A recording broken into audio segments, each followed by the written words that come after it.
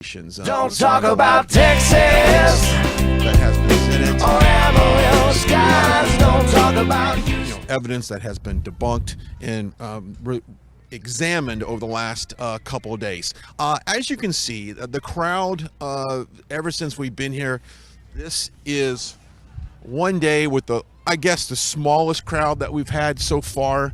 That might be due to the fact that it is extremely cold today. The wind is extremely gusty, making it pretty much unbearable out here at times.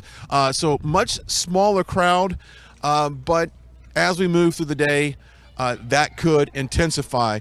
The media, you're taking a look at, you can see across the street some of the media set up. I'd say the media is the same, if not, they're not visibly out there right now, but as we get closer to perhaps a verdict, that will change. Now let me wrap up and kind of recap the last couple of days here in Kenosha in regards to the testimony that we've seen.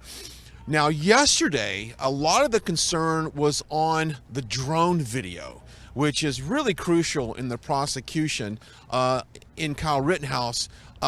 And there was a version that was a low resolution version that was submitted, and it wasn't until later and they realized that there was a high resolution version of that drone footage, which made a huge difference in seeing the clarity of exactly what happened, where he was running, the direction of the barrel, the timing of everything was much clearer on the high resolution drone footage. So that was being reviewed several times yesterday. And like I said, day 2 of deliberations, it seems like that was the center of the focus for what was being examined. Now, let's talk security as well. I know yesterday we announced that, the troops, the National Guard, Governor Ivor deployed some National Guardsmen about an hour and a half away from here. And we were told by some local authorities that a verdict would not be announced until they allowed enough time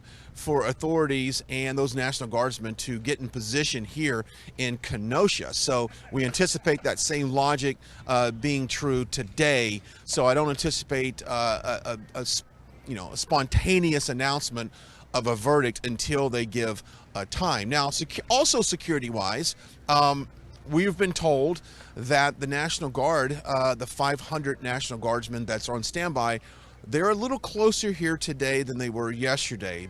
They're mindful about an hour and a half away from where we're at now. That distance has gotten smaller. They won't be specific of where the National Guard is located right now, but they are closer to Kenosha than yesterday. Now, also security-wise, this is one of the things that was kind of trending on social media about the threats out to the judge, the prosecution, the defense, the jurors. Now, this jury is not, they're not been sequestered. They're allowed to go home. In Kenosha, a population of around 100,000 in this general area, this is a small town, so chances are a lot of these jurors can leave the courthouse here, go home, be influenced by what they see on television and on social media, although they're asked by the judge to avoid those situations. So with the jury out, small town, a little bit of intimidation there, that could perhaps be one of the reasons why we have not gotten a verdict yet, out of fear, and maybe a fear of repercussions one way or the other. But I do think that no one is bracing for what would be considered right-wing or conservative violence if he is found guilty in this case. I think the opposite applies. Now, let me take you back to summer of 2020. Kyle Rittenhouse came up from Illinois on night 3 of the rioting and looting that took place in this city. So it was 2 days into the violence in this city is when he decided to come up and try and protect local businesses. Now, it's interesting to point out at that time, it took the local law enforcement agencies, the police, National Guard at that time as well, to actually get law enforcement agencies and people into these areas that were being affected. And that was one of the reasons why Rittenhouse thought it was appropriate for him to try to help, because then the protection fell on the people instead of the local governments here. Now that's back in summer of 2020. You've got Governor Ivor now, who is up for re-election next year. It's a different situation. I don't think he wants another summer of 2020 with the events that took place. So, ahead of the curve, he has ordered the 500 National Guardsmen to be on standby. Now, could those numbers go up? I had heard one report that originally 1,000 was requested to be deployed here to this area, but only 500 was authorized. Go back to summer of 2020. President Trump at that time even offered federal troops to come to Kenosha and to protect the city against any violence. That request and that offer was denied at the time. So this has become a political chess move with city officials, government officials, when it comes to dealing with the violence on the aftermath of these events. And of course, we all want to see the violence be condemned by government officials and our city mayors and our governors. That didn't happen back in 2020, but all of a sudden their political careers are perhaps on the line now. And that may be why you have a closer response to getting this under control if something was to happen. Now, we spent some time yesterday around the downtown area talking to some local business leaders here, small coffee shops, sandwich shops, pizzerias.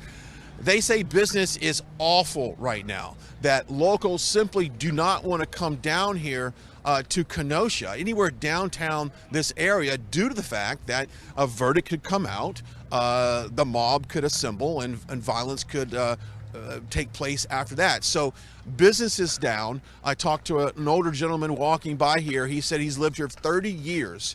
And not only did the violence of 2020 be something that he'll never forget, but he said the violence in this city in general has gone up substantially. He goes, you've got times where people are just getting shot for walking down the street, and of course that is what you see a lot of times in some of these bigger inner cities, the problem of gun violence.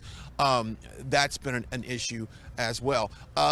It's interesting to note that the local schools here have been on virtual learning here for the last couple of days. That is in preparation, I guess, of ensuring that the danger of kids in school buses and that kind of deal. If something was to break out, at least you don't have the kids out and about on school buses and endangering their lives as well. So it's kind of quiet here.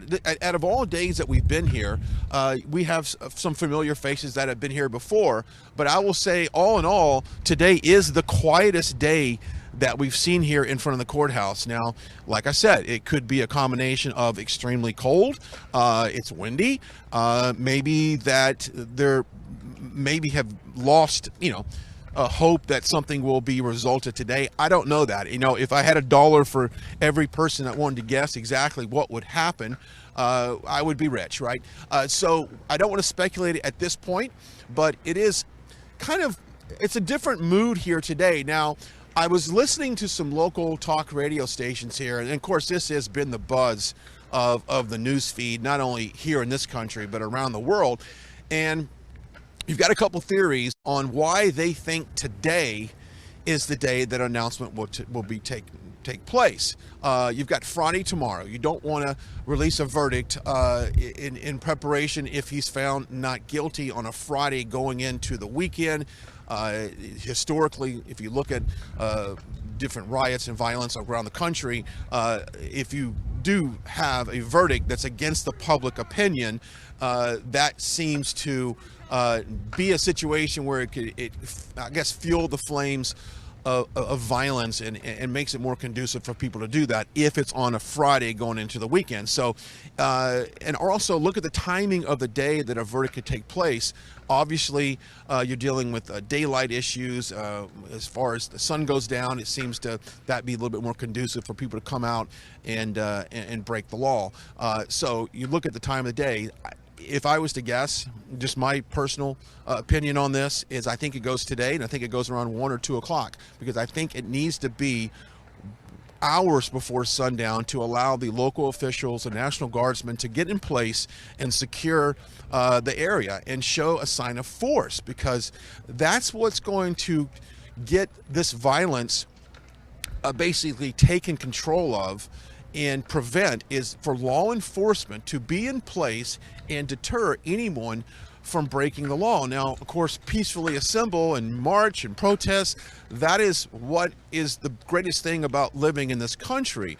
But when you take it across the line and you perhaps break the law and loot and riot and vandalize, that's where it needs to stop. And that's the difference between this year and back in 2020, when that was tolerated and allowed. It actually, it was kind of celebrated by the mainstream media. They had no problem celebrating the fact that this violence meant that there was some justification, and it was basically applauded that they were taking a lot of this in their own hands. So I think that sentiment has changed here locally. I think the locals have seen exactly what this does to their local economy, what this does to the morale of this community. They don't want to see violence. They don't want to see looting. Local business owners don't want to have to go through that again. And of course, you saw what COVID did to a lot of business leaders and business owners in this country. It took them down and destroyed some of those businesses. So they simply don't want to have to recap that with an event like today. Now, I said this yesterday, and I'll say it again because it's been a big topic of discussion. Joy Reid on MSNBC, I watched that so you don't have to. She said something the other day that was just laughable. The fact that the mainstream is on this narrative of painting Kyle Rittenhouse as this white supremacist, and that was his sole purpose, was to come to this town and wreak havoc the summer of 2020. Even President Biden had made a claim early on, before there was any evidence that would support that notion. But if you look at the mainstream media right now, they have doubled down on all of that. And I personally think it's because the prosecution has done such a horrible job of presenting this case to the jurors that it has to be at this point painted as the judge is tarnished, it's a white supremacy, and that the wheels of justice are broke, and it will not prevail. That's the picture they want to paint at this point, and I think they double down regardless of the outcome of this this verdict here. Interesting to point out, even if he's considered guilty in this trial, it does send a message to other community leaders that it's simply the wheels of justice will prevail if a white man is killed, but if a black man is killed, they will not prevail. So it's almost like there's two sides to each verdict. There's a discussion whether or not it's in favor of certain community groups here in Kenosha. But let me step aside, let you see a little bit what's going on. Like I said earlier, smaller crowd here has gathered. It's the smallest of what we've seen so far. And I can only imagine that if we do, and we'll show it, because as soon as if there's a time announced that a verdict will be dropped, I would imagine this place will fill up like it's been the last couple days. So, but we're glad you're joining us, and we do want to give a special shout out, and while we have a little bit of time right now, to please go support that great patriot Mike Lindell over at My Pillow. I can't express enough how much he has done for the American people, how much he has done for this network, and helping us keep spreading the word of patriotism and love of country and love of God. He's a family man, and we want you to support him as well. So go over to mypillow.com. Look, we're 1 week away from Thanksgiving. A week from today, we're carving that turkey and being very thankful for the country that we live in. And then the next day is Black Friday. That's when everyone's going to be shopping and the hustle and the bustle and all the lines. Avoid all that. Go online to mypillow.com and put that promo code RSBN and get up to 66% off your entire order. Now is a great time to do that. There's no shipping delays. There's no supply chain issues. We've got all the stuff right there on the website, mypillow.com, mystore.com as well. It's all right there. Go take advantage of the fact that you don't have to worry about checking out in those lines. There's nothing worse than trying to find a parking spot, all that good stuff. Avoid it and go do the smart way. Go to mypillow.com, mystore.com, and don't forget about that promo code RSBN at checkout and get up to 66% off. After you do that, head over to our website and sign up for our newsletter, rsbnetwork.com. Sign up for our newsletter. Just simply put in your email address. It takes 30 seconds, and we've got a great staff of writers that are on top of all of these issues that are concerning to you, and we will send those newsletters to your inbox, and you'll stay up to date of what's going on. You can also download our app. I highly encourage that as well. We've gotten a lot of feedback on that app. At one point, that app was in the top 5 on iTunes. Let's get it back up there. So go to your Apple, your Android store, download RSBN on your phone. Absolutely free, no charge for that. And you can watch this broadcast or the live broadcasts we have. You can go back and watch old Trump rallies if you like to. You can do that. Diamond and Silk's on there. Michael Savage, Red, White, and Truth, and Mike Crispy's on there. So we've got some great programming on our app. So go download it. Go check it out. RSB Network, RSBN rather, on your Apple and Android store. So go do that. And if you're on our website as well, hey, we would love to have a donation. We are, viewer supported. We got some great patriots like Mike Lindell and thesimplescrub.com. We got some great people we teamed up with. But hey, the person we want to team up with the most is you, our viewers. So if you would, go to our website, rsbnetwork.com/donate. If you feel led to donate to what we're doing and continue to cover issues that concern you, we appreciate that. Absolutely takes a couple minutes to do that, all safe and secure. rsbnetwork.com/donate.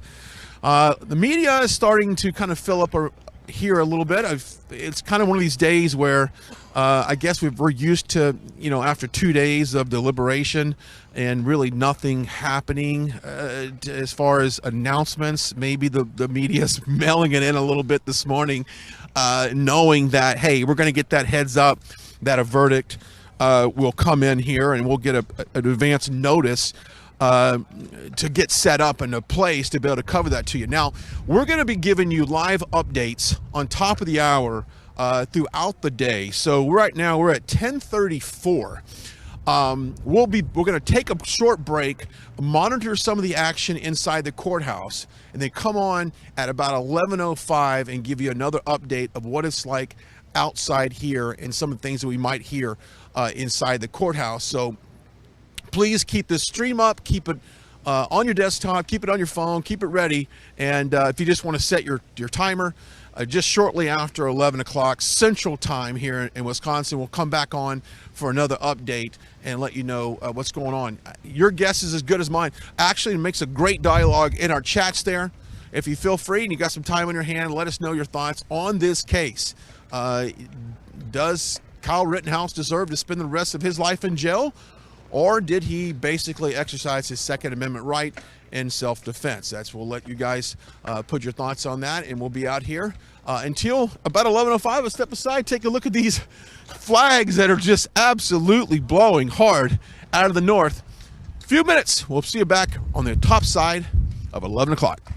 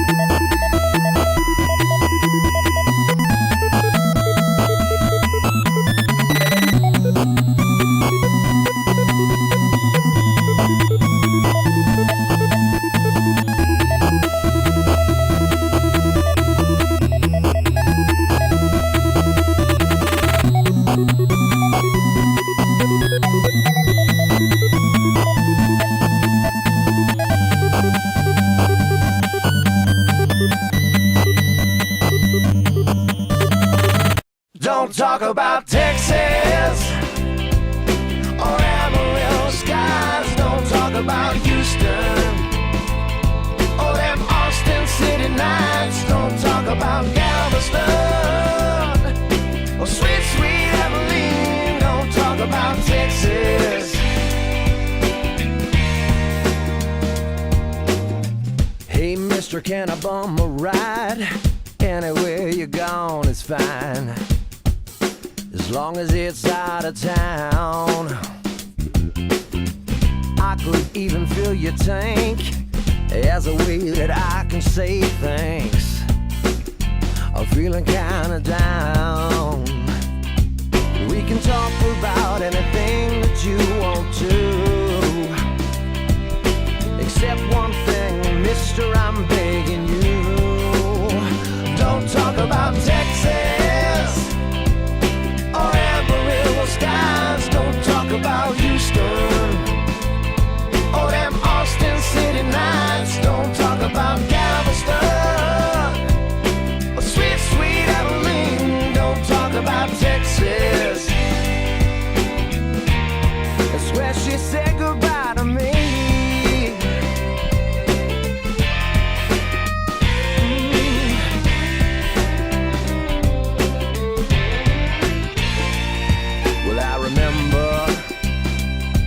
When she fell in love with me on that Corpus Christi beach, it felt so right. And I remember how her green eyes used to shine, and the taste on her sweet lips was like cherry wine. We can talk about any state that we've been through, except the one where I hitched this ride with you. Don't talk about Texas or Amarillo skies. Don't talk about Houston or them Austin City lights. Don't talk about Galveston or sweet, sweet Abilene. Don't talk about Texas. That's where she said goodbye to me.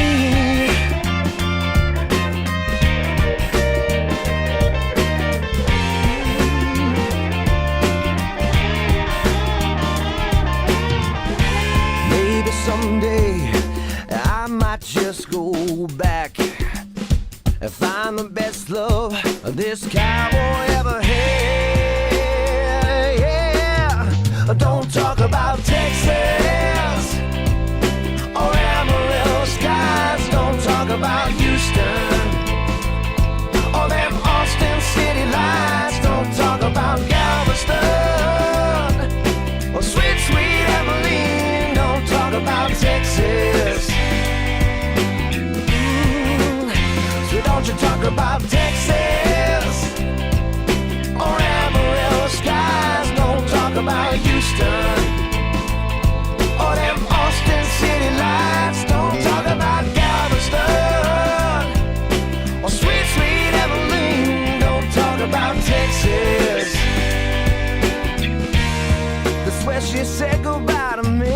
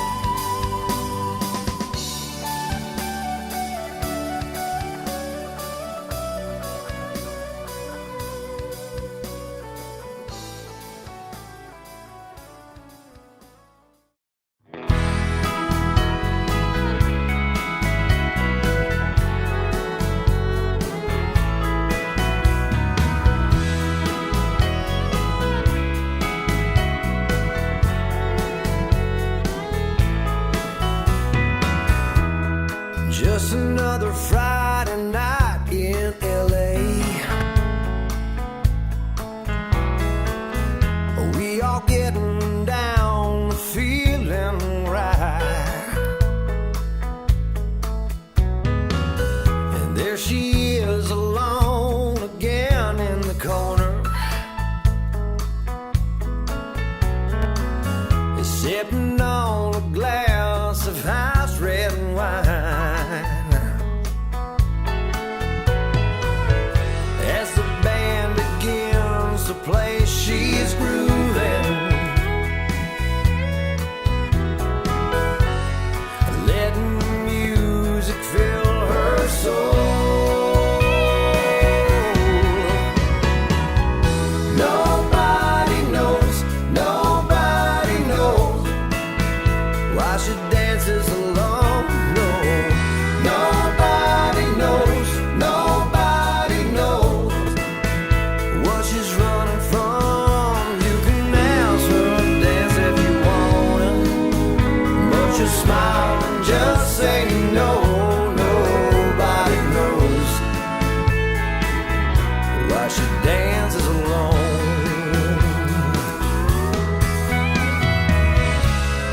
There's a million things that it could be, from broken hearts to broken dreams, or getting tired of being left out one more time. To tell you the truth, your guess is as good as mine. Nobody knows why she dances alone. No, nobody knows. Is there something at home? Nobody knows why she dances alone. No, nobody knows what she's running from. You can ask her to dance if you want, but you smile and just say no. Nobody knows why she dances alone. Nobody knows why she dances alone.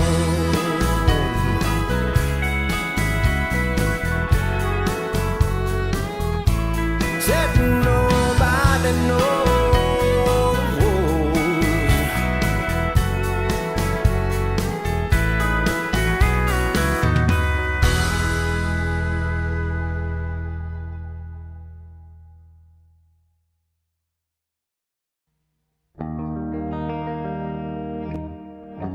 I'm Mike Lindell, the CEO of MyPillow. Cancel culture has not only affected myself and MyPillow, but millions of you out there. My employees and I want to personally thank each and every one of you for all of your support. At MyPillow, we not only have pillows, but we have hundreds of products, including my new slippers, bathrobes, sleepwear, and my new beds. We're offering the best gifts ever for the best prices ever. For example, we have this exclusive offer on the standard size MyPillows, regularly $69.98, now only $19.98 with your promo code. We also have the queen size MyPillows, regularly $79.98, now only $24.98 with your promo code. And we have the king size, regularly $89.98, now only $29.98 with your promo code. So go to mypillow.com now and use the promo code on your screen, or call the 1-800 number below to receive this exclusive offer.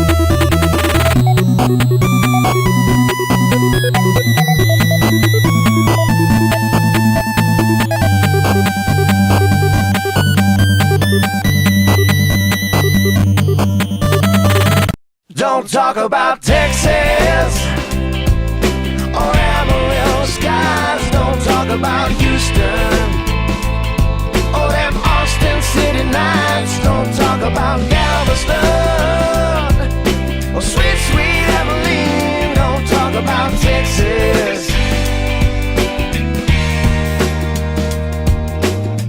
Hey, mister, can I bum a ride?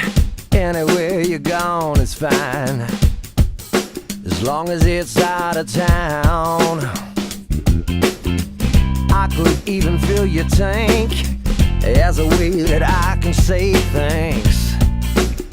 I'm feeling kinda down. We can talk about anything that you want to, except one thing, mister, I'm begging you.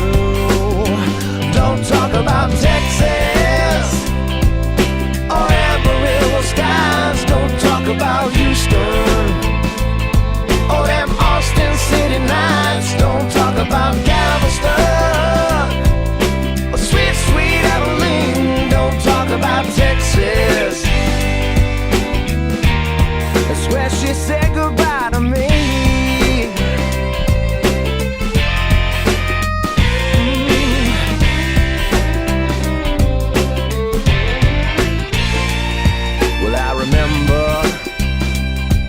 When she fell in love with me on that Corpus Christi beach, it felt so right. And I remember how her green eyes used to shine, and the taste on her sweet lips was like cherry wine. We can talk about any state that we've been through, except the one where I hitched this ride with you. Don't talk about Texas or Amarillo skies. Don't talk about Houston or them Austin City lights. Don't talk about Galveston or sweet, sweet Abilene. Don't talk about Texas. That's where she said goodbye to me.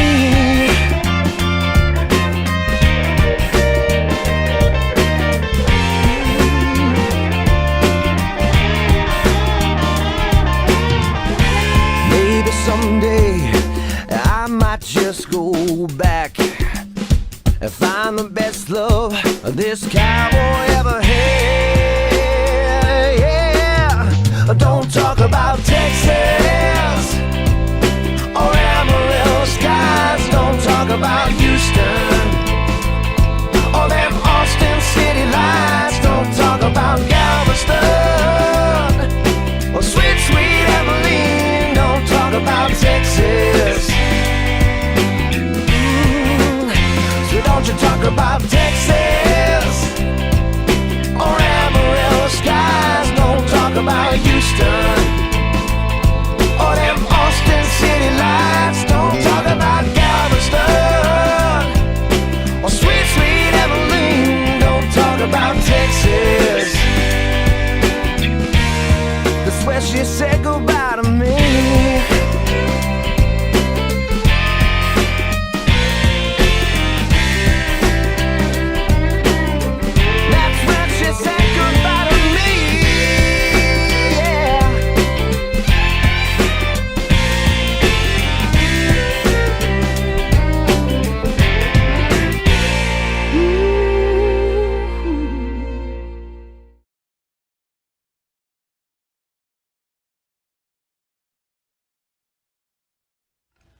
All right, welcome back. We are out here live outside the Kenosha courthouse on day 3 of deliberations. Thanks for joining us.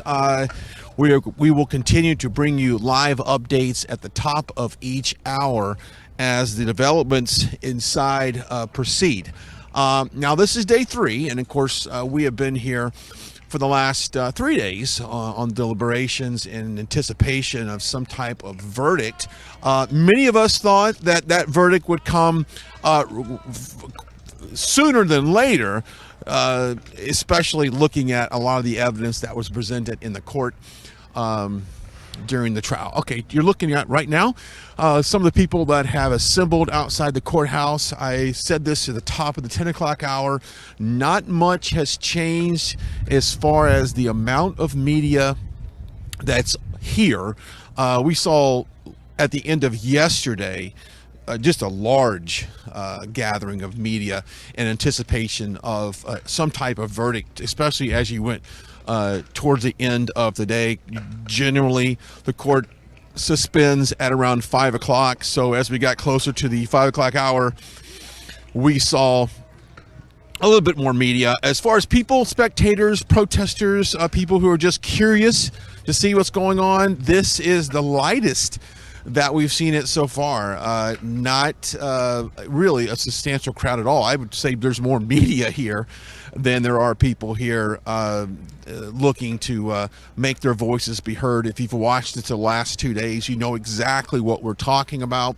At times, some heated exchange between two sides here, and for the most part, it's been relatively peaceful. You get a few scuffles of just arguments going on. That's to be expected in a very emotional case that we have here today. But this is the lighter side of the crowd. If I was to gauge what level of support that people have here, I would still say about 99% of the people here would like to see a guilty verdict on Kyle Rittenhouse, and a few people here think differently.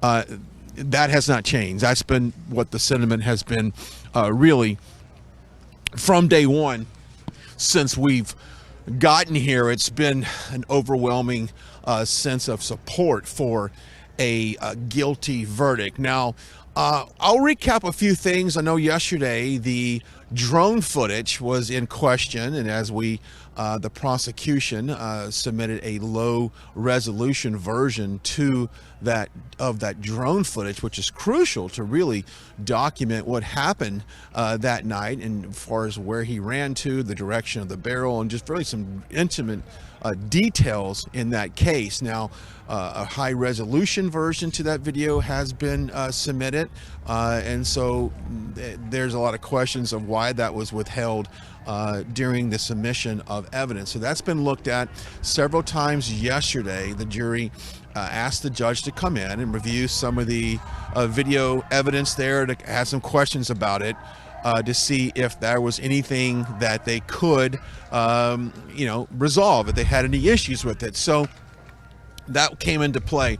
Also, security issues for both sides, really, the prosecution and the defense, the jurors and the judge, has been in question. Now, mind you, this court case here, these jurors are not sequestered, meaning they can go home at the end of each day. And of course, Kenosha's got that small town feel here, so the likelihood of them engaging with someone who might know that they're a jury, or that might be involved in this case, is there. And of course, they are asked by the judge not to speak to the media, and obviously not watch the local news or get on social media. Now, whether or not those commands are followed, we will never know. But the intimidation that's been going on social media about a not guilty verdict in this case could weigh on a jury as far as coming up with that verdict. It plays a big part in all of this. Security wise, outside the courthouse, I would say surprisingly it's low.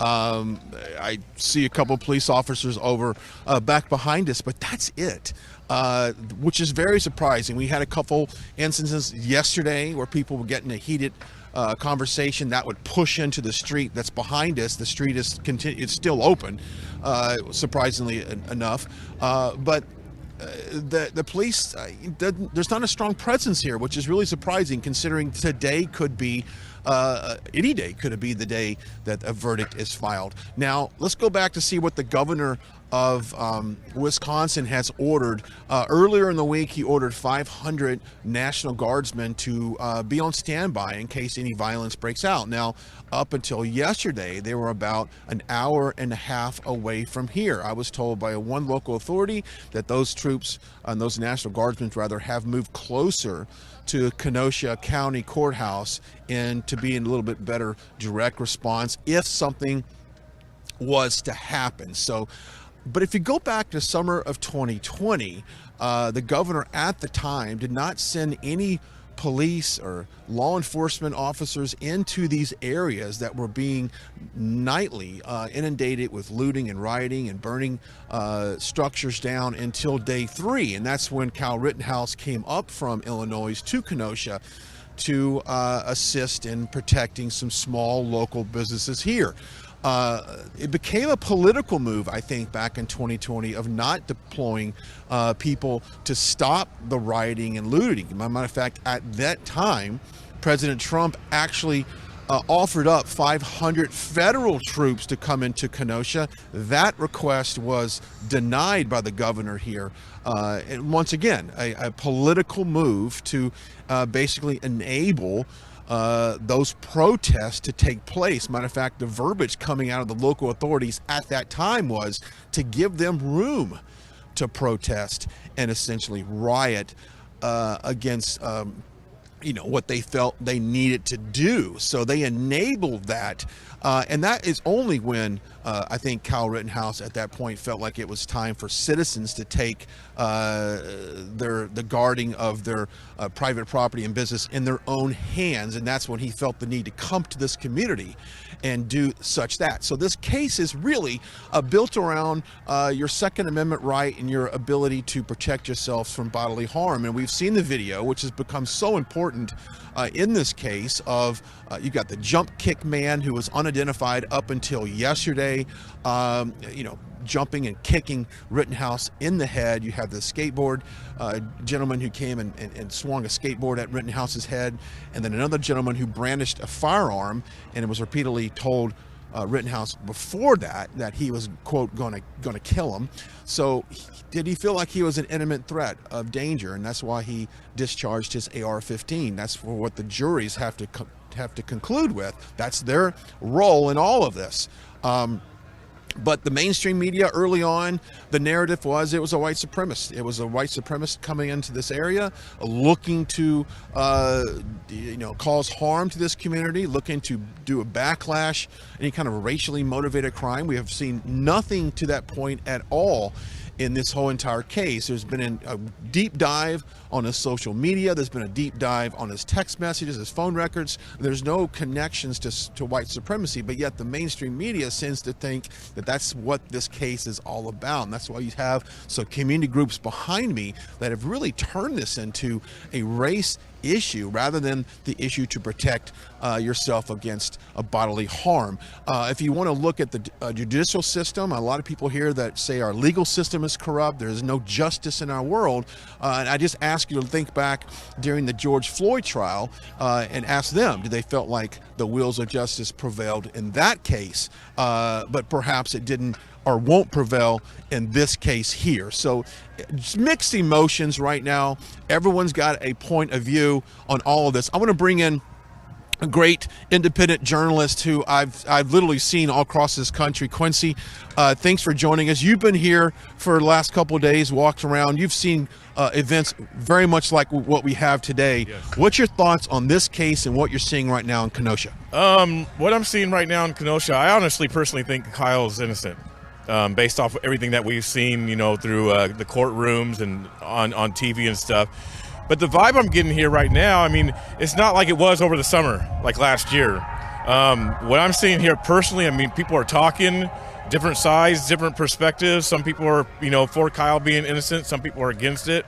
But everybody's, for the most part, speaking, and I like that. I like the dialogue, and we've seen last couple of days getting engaged with people, having these conversations, and we want to have. I think these conversations, Quincy, are needed. We don't necessarily need people shouting at one another, which at times you do see that. Right, you have seen that, but for the most part, it's been conversations. I had actually a couple good conversations with two black gentlemen yesterday, and I actually got them to admit that they should have voted for Trump. Yeah, we had a young lady admit that as well. Wow. Yeah. So that's pretty impressive to see, especially coming from the other side of things, more on the left side, and they're saying I should have voted for Trump. Now, you're based in the Pacific Northwest, which we've seen. You've had your share of riots and controversy and protest. You've seen the police presence up until those moments there. What do you think about the lack of police presence here in anticipation of this verdict? I'm actually surprised, because obviously they've been pumping that up like there's going to be problems, but looking around, I don't even see where it's at, to be honest with you, in comparison to what I've seen before. Because when there's been anticipation for problems, there's usually a pretty heavy, thick police presence around. Yeah, and perhaps we've got two things working against us right now. This wasn't a white on black crime to begin with, so maybe that diminishes some of it. Also, Quincy, it's cold. It's cold. It's like 32 degrees out here. It's literally freezing. Yeah. And so maybe that has prevented a lot of people from coming out and gathering, although the last couple of days we had a sizable group here. Today, I don't even think it's 10% of what has been here. I noticed that myself coming here today. I was like, the crowd's just not here today, even like it was yesterday.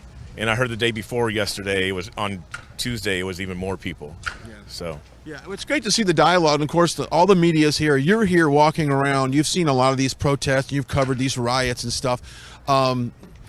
You're just not thinking at this point that is going to happen. Even if he's found guilty, that might be a minimal turnout as far as any type of protest, because I know that the city officials have at least committed to coming in sooner. We just got back in summer of 2020.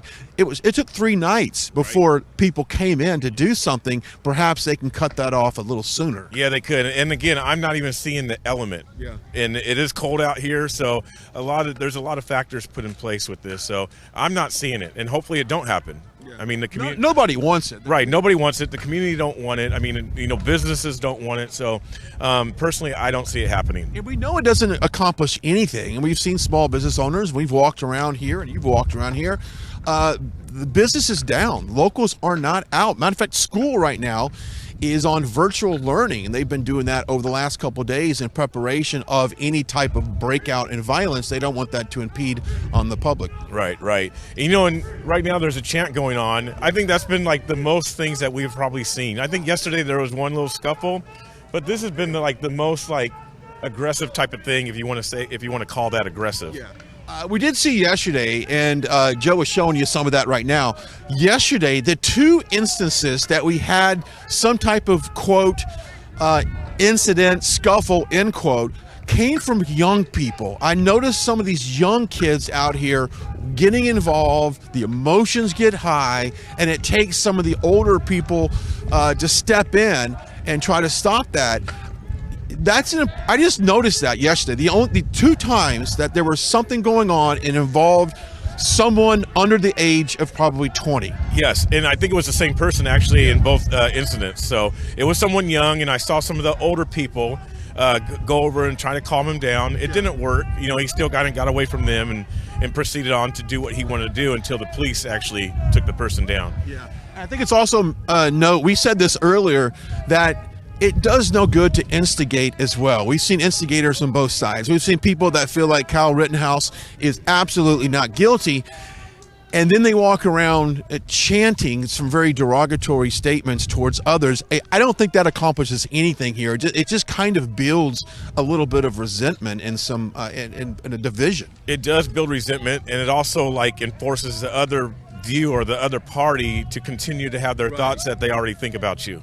So no, it's absolutely true. So we encourage the dialogue, and of course, if people feel like they want to do that, then that's to their that's their right to do it. But I don't think it benefits any of this to get that aggressive language. Right.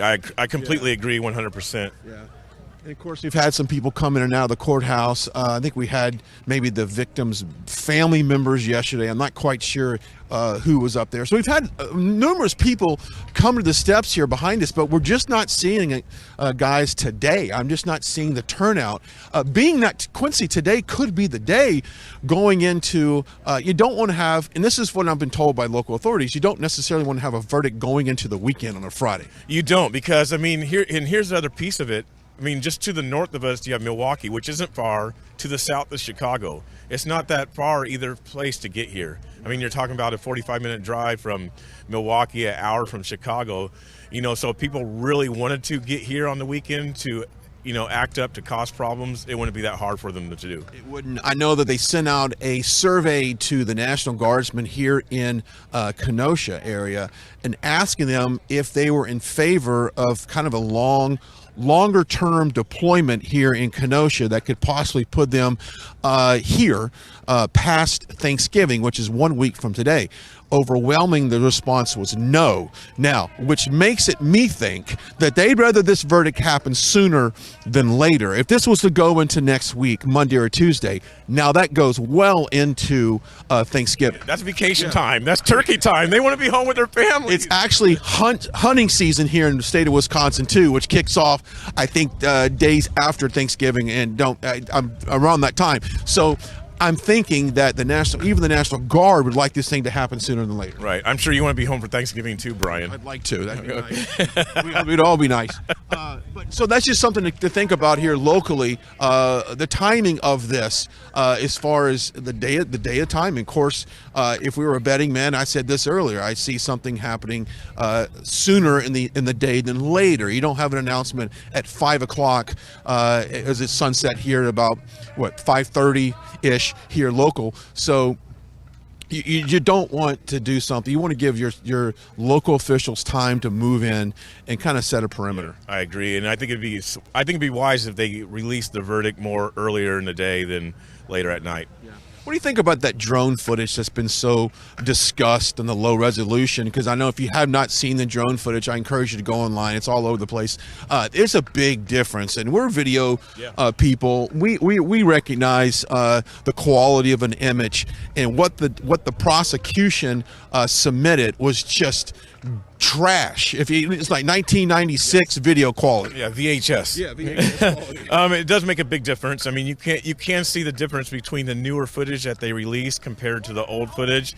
Whatever that's going to do for the case, I don't know, but there is a difference within the footage itself. Yeah. So spend some time looking at it, and you can decide for yourself if you can really accurately see the intentions of Rittenhouse and I guess that's where that all comes into play. What do you think about your thoughts on the jury being intimidated? Because this is small town Kenosha. This isn't a major city where these people are kind of, in a lack of a better word, get lost in the population. This is a small town. They likely know somebody that's out here right now protesting. Right.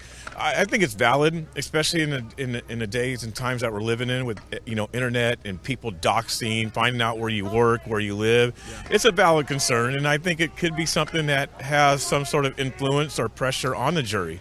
It makes sense, even in a small town, because you have people, again, that possibly could be coming in from other cities. Yeah. You've got a re-election for the governor next year, and of course Governor Ivor doesn't want to take the same stance he took last time, but kind of reserving the troops. So there's some political aspect on how the state responds to this, and even how the mayor responds to this, because look, I think the community of the people who own businesses and live here have been very vocal. They do not want what happened back in summer of 2020. They don't want that again. Therefore, they're going to demand that there is a solid police presence here. And like I said, like right now at this point, I don't see it. I don't see it either. So, but hopefully they're around staging someplace. We're not privy to a lot of information, which is fine, which is rightfully so. We don't want to necessarily give out locations and timing of your local authorities, but we can only hope that we do have some people standing by. Well, that's great. I know that you're streaming right now, which is wonderful. I am right now. I'm out here walking around. Yes, I have. Now, let me ask you a question, because a lot of times you walk around and people will heckle us because we're in the media, and of course there's been some individuals up there that have said stuff to us, and I'm good with that. How have they treated you walking around? I'm not wearing no mega gear today, so right now I'm treated pretty fairly. So only the right side broadcasting mic flag sticks out a little bit for us, but that's okay. We got right in the middle of it. Props to my cameraman Joe. When something would break out, we get right in the middle of it. So do you, and I think that's important that we do that. We've had a lot of people message us and say, hey, be careful out there, which is great. We love your thoughts and prayers and people that want us to be protected. But this is what needs to be shown, though. We need to show what's going on and get that dialogue. Because the mainstream media, the big corporations, they're not going to show it. They're honestly not going to show it. They're not going to show the full interviews. They're going to cut, they're going to take an interview that's 10 minutes long and cut it down to 20 seconds. Yeah. Where myself and, you guys will show They make this about race. They do. It absolutely doesn't have anything to do with race. Yep. And a couple of the guys I talked about yesterday even admitted that they know that the mainstream media cuts and slices things and makes it into a race thing. They know that. And then once the mainstream media has played that race card, they double down on it. They'll never go back and remove it from the conversation here. It's already had its impact on people's on the preconceived notion that it is about race. Yes, sir. Completely. Yeah. I don't know if you want to get up there and do that. I know. Yeah. I'm gonna go. Quincy, thank you so much, and we'll see you out here in a little bit. He's gonna go cover it. Oh, where can people follow your on social media? Every platform of mine is the BC Preacher. There you go. So YouTube, Facebook, Instagram, Twitter, the BC Preacher. There you go. Quincy, appreciate your time there. As he's out here doing exactly what we're doing, and we see numerous local media, national media, international media here as well covering this case. As you can imagine, huge impacts in the world of in the world of self-defense, and this is, I think, in a way, this trial will either send a message that rioting and looting and just causing violence in the streets will be not tolerated at all. And I think if local authorities don't have the manpower or the the power, I should say, or they have the power to control it, or the desire to control is probably a better word, then citizens need to step in to protect their property. And that's kind of what this case is all about. I mean, people are tired of the violence that we saw back in 2020 in numerous cities across the country. We saw the downtowns burned, businesses burned, people's lifelong businesses destroyed by the violence, and there's been no accountability at all. And I think that's what is so much anger from people who want to abide by the law. They want the law to protect us. And this is also a big direct result of the mantra of defunding the police. And I think that the whole notion of taking police off our streets is not a good idea. And if you really went to these inner cities and found and talked to the people in these inner cities, they will tell you that they do not want to defund the police. They need the police on their streets to protect their property. All right, quick recap as well. If you're just now joining us, we are out here live in front of the Kenosha County Courthouse, where we're on day 3 of deliberations going inside right now. A little bit larger crowd has assembled since we came up the top of the hour. We will continue to give you top of the hour updates throughout the day, and then, of course, give you any progressions that happen inside as well. Hey, we want to thank our big partners of the day and a great patriot himself, the great Mike Lindell over at MyPillow. I just encourage everybody right now to support this man. He has done so much for this country, and he is fighting for election integrity, and he's fighting for you and I. So go over to mypillow.com. Get ahead of the holiday rush. I mean, we got Thanksgiving 1 week from today. We got Black Friday specials coming up. Avoid the hassles, avoid the lines, avoid the stress. Just go on to mypillow.com. Get some Giza sheets, a dog bed, those great towels, travel pillows, things like that. Go online to mypillow.com. Go check out mystore.com as well, and put that promo code RSBN and get up to 66% off your entire order. So I just want to tell everybody we got to promote those that help us, and Mike Lindell is certainly one of those individuals that does just that. So go on to mypillow.com, mystore.com, put that promo code RSBN to get up to 66% off. I wish I had a set of those flannel sheets right now. I would wrap one around Joe. He'd look like a little mummy out here, and we would be warm because it is cold. Like we said earlier, it's a probably low 30s, wind gusting up to about 20 sometimes. Pretty brisk wind. So it's cold. But go get those slippers as well. Those nice, furry, comfortable slippers. Same technology, and those pillows and those mattress toppers are inside those slippers. They feel great. Go do that as well. MyPillow.com, MyStore.com, promo code RSBN at checkout. And while you're kind of hopping around the web, go over to our website, RSBNetwork.com. Sign up for our newsletter. What a great resource to stay in touch with all things that you and I are concerned about. RSBNetwork.com.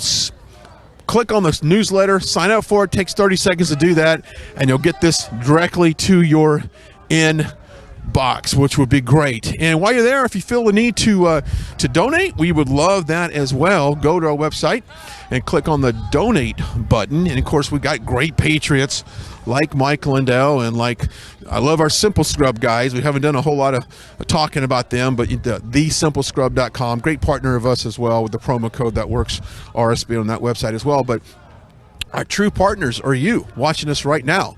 You just have decided that you like our content, you love what we stand for, and through your generous donations, it has enabled us to grow this company and cover a wide range of topics. And that's why we're here today. So thanks to you, we can do that. So if you feel led in your heart to donate a little bit for the holidays, we certainly appreciate that. Over at rsbnetwork.com/donate. Get on there and feel the need to donate what you can. We appreciate that. Okay, local time here in Kenosha, it is 11:31. We are going to jump off here, take a quick break. We'll be back at 12:05 Central Time here in Kenosha for another update outside the courthouse and update you on any developments that we come across from inside.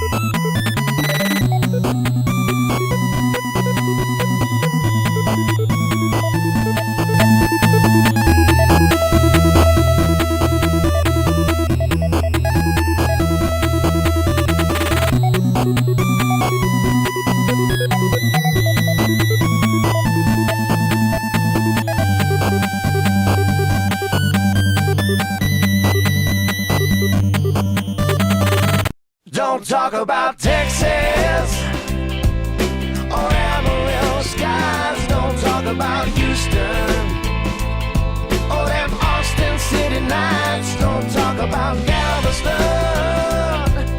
or sweet, sweet Abilene. Don't talk about Texas. Hey, mister, can I bum a ride? Anywhere you're gone is fine, as long as it's out of town. I could even fill your tank as a way that I can say thanks. I'm feeling kinda down. We can talk about anything that you want to, except one thing, mister, I'm begging you. Don't talk about Texas or Amarillo skies. Don't talk about Houston or them Austin City nights. Don't talk about Galveston or sweet, sweet Abilene. Don't talk about Texas. That's where she said goodbye to me.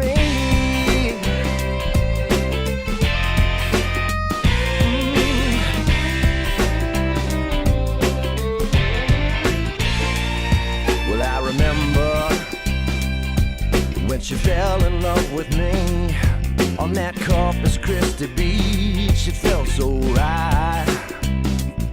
And I remember how her green eyes used to shine, and a taste on her sweet lips was like cherry wine.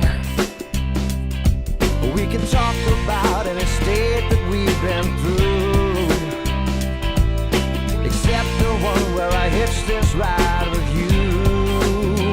Don't talk about Texas or Amarillo skies. Don't talk about Houston or them Austin city lights. Don't talk about Galveston or sweet, sweet Abilene. Don't talk about Texas. That's where she said goodbye to me.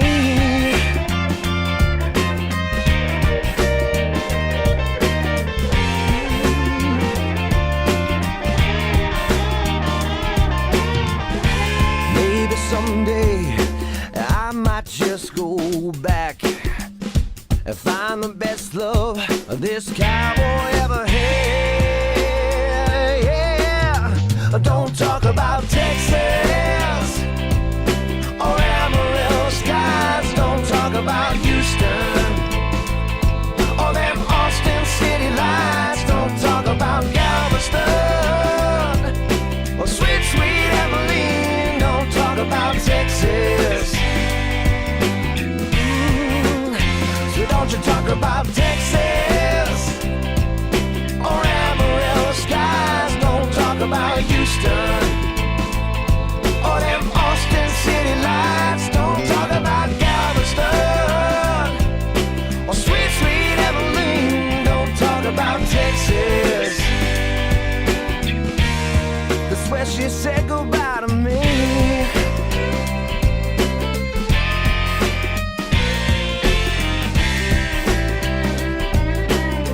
That's where she said goodbye to me. Yeah.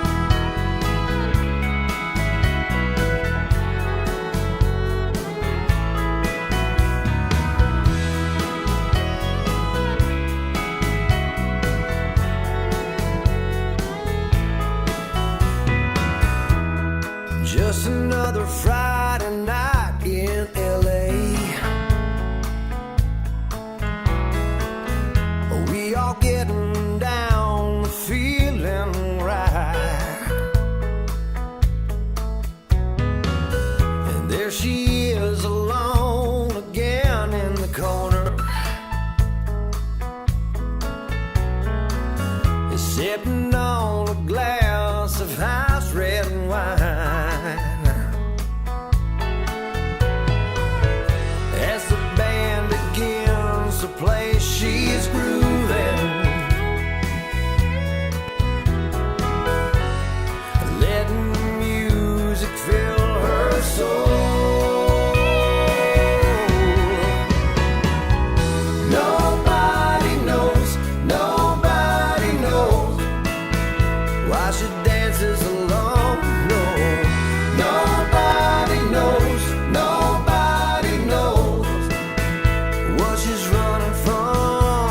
You can ask her to dance if you wanna, but you smile and just say no. Nobody knows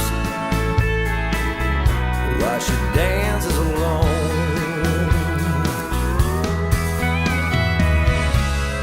There's a million things that it could be, from broken hearts to broken dreams, or getting tired of being left out one more time. To tell you the truth, your guess is as good as mine. Nobody knows, nobody knows why she dances alone. No, nobody knows, nobody knows. Is there something at home? Nobody knows, nobody knows why she dances alone. No, nobody knows, nobody knows what she's running from. You can ask her to dance if you want, but you smile and just say no. Nobody knows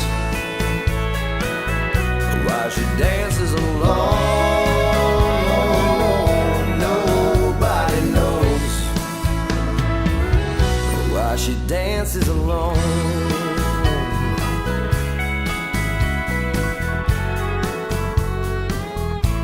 Said nobody knows.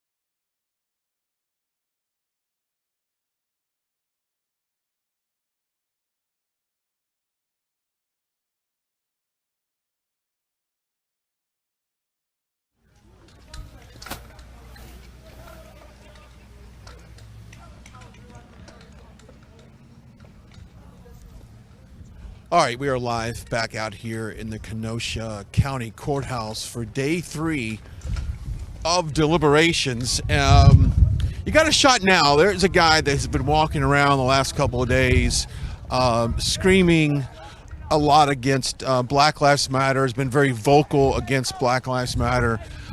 Now he's back here today walking around with his dog, and he's got something in the bag, and they've been screaming, "What's in the bag?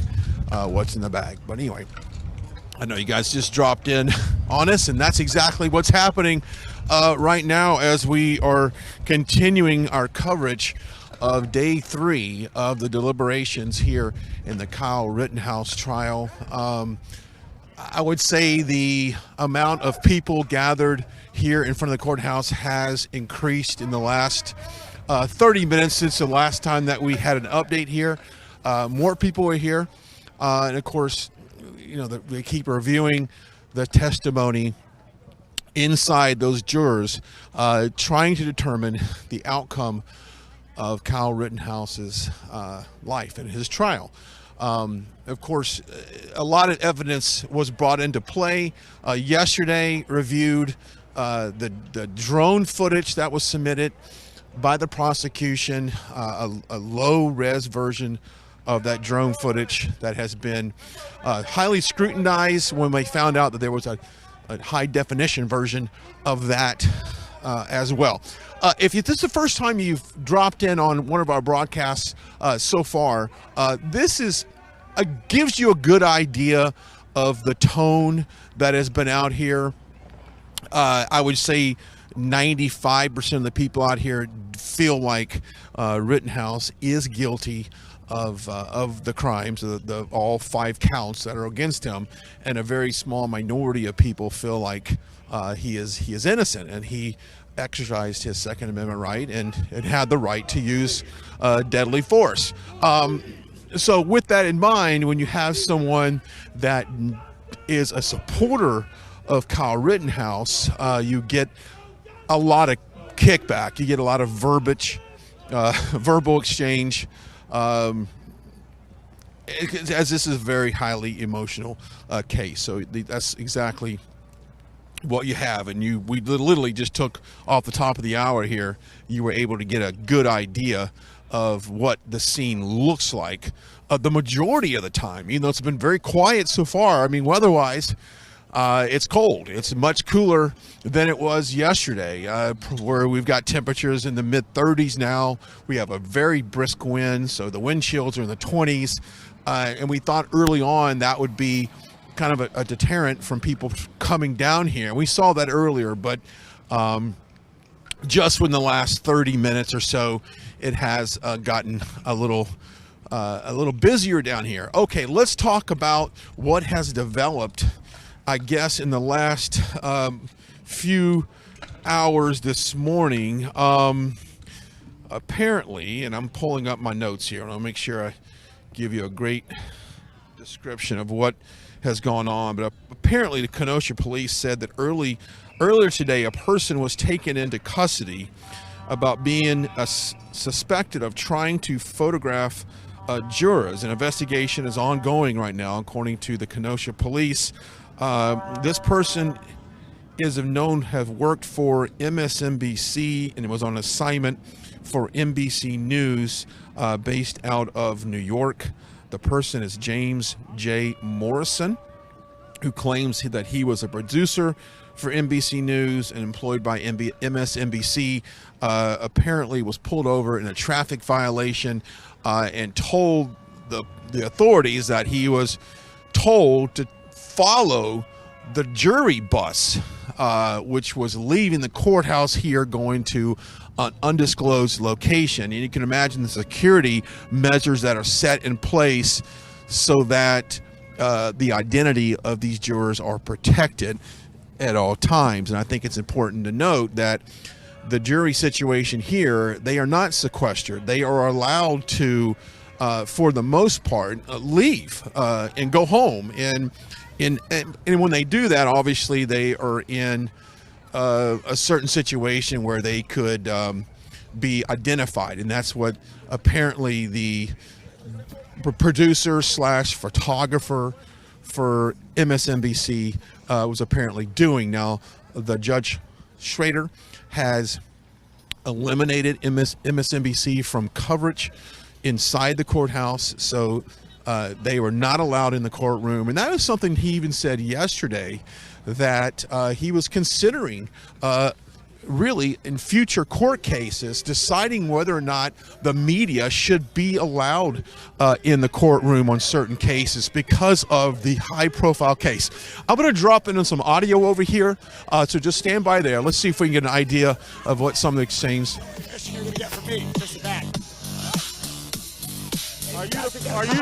Are you the former police officer that people identified online last night? Absolutely. Okay, just some of the exchanges here, and just gives you an idea of what we saw yesterday.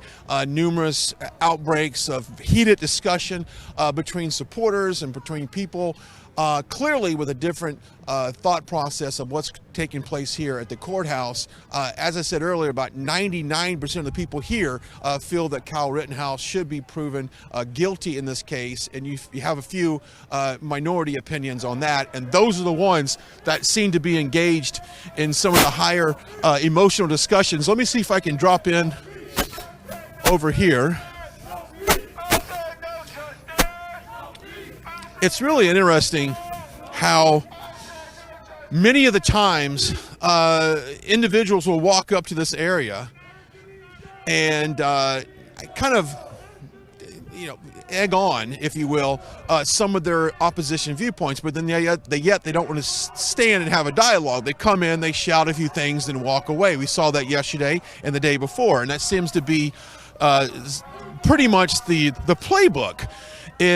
And I said this before, I think people that are on both sides that are shouting derogatory language, that doesn't help the situation here at all. It doesn't clarify. You don't have to agree on issues, but you should have clarity on the issues. And they don't provide any clarity. They just provide just arguing, discussion points. If they come over this way, we'll see if we can't get a little bit more engaged, but that gives you an idea. If you're just now joining us, we're live outside the Kenosha County Courthouse here, day 3 of deliberations in the Kyle Rittenhouse trial. We have been here covering the deliberations for the last couple of days, and this is the smallest crowd we've seen so far today, due to perhaps a couple issues. It could be the weather. We've got some light flurries coming down now, and it's quite cold. It could be due to that. Now, if you look at the timing of everything right now, from what we've been told, is if we get a decision today, it's going to be earlier than later, due to the fact that the governor here, who has deployed about 500 National Guardsmen to be on standby, that were, as of yesterday, they were about an hour and a half away from the county courthouse here. I was told by a local authority that those National Guardsmen have been moved closer to where we're at now to be able to respond to any type of escalation that might take place. So they've been moved closer to this perimeter, which I think is a smart move. Also, if you look at the timing of when a verdict might be released, I think it's early in the day. It would be unwise to release a verdict at 4 or 5 o'clock, just at sundown, as typically that's when you might see some of the most heated demonstrations take place. So with that said, I see it happening today. I don't necessarily see it happening tomorrow on a Friday going into a weekend. That would be especially if the verdict comes back as a guilty or I'm sorry, a non-guilty. If he's acquitted, then I would imagine that promotes a little bit of mischievous activity. Okay, so then we go into next week, into the Thanksgiving week, which is 1 week ago. 1 week from now, you have Thanksgiving week. Now, when you have Thanksgiving week, the National Guardsman, who was, from my knowledge, that I heard from a local news report here, were asked what their thoughts were on being deployed in Kenosha for, quote, a long period of time, anticipating that if something does escalate, it could take some time to get it under control. Not a lot of positive feedback on that.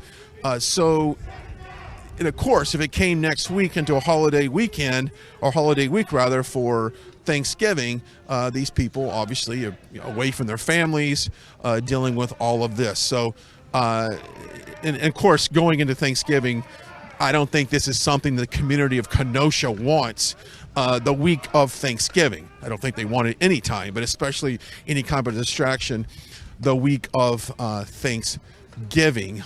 Definitely something they don't want. Now, got some flurries flying now, which is the first time we've had since we've been here, which makes it even colder. Okay, so you've got the decision. So we've got the security perimeter set up. Now, I said this several times before, is to my personal, just from me looking around, I don't necessarily see the police presence here that I think should be here at this point. If you go back in summer of 2020, it took 3 days until the local officials really were told to come in and get the crowd under control.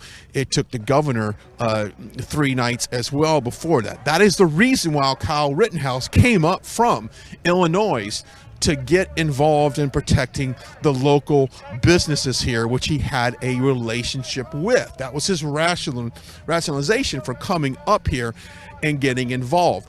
That's his story. Now, if in fact back in 2020, if there would have been a stronger police force from the beginning, and we knew these riots were coming. We have seen what was happening across the country. We knew things were happening.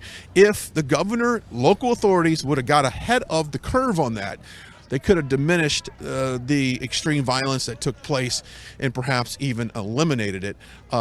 We'll see what happens. Now, this is a gubernatorial race next year for Governor Ivor here in Wisconsin. Now, it's a very different story now from what happened in 2020. He does not want the violence and the protests that occurred during the summer of 2020, because this is an election year. And I think that many of the community leaders here and people that live in this Kenosha area, it did not look well.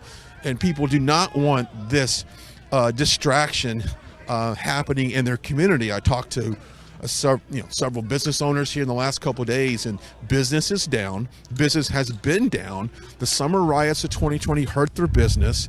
It hurt the economy here.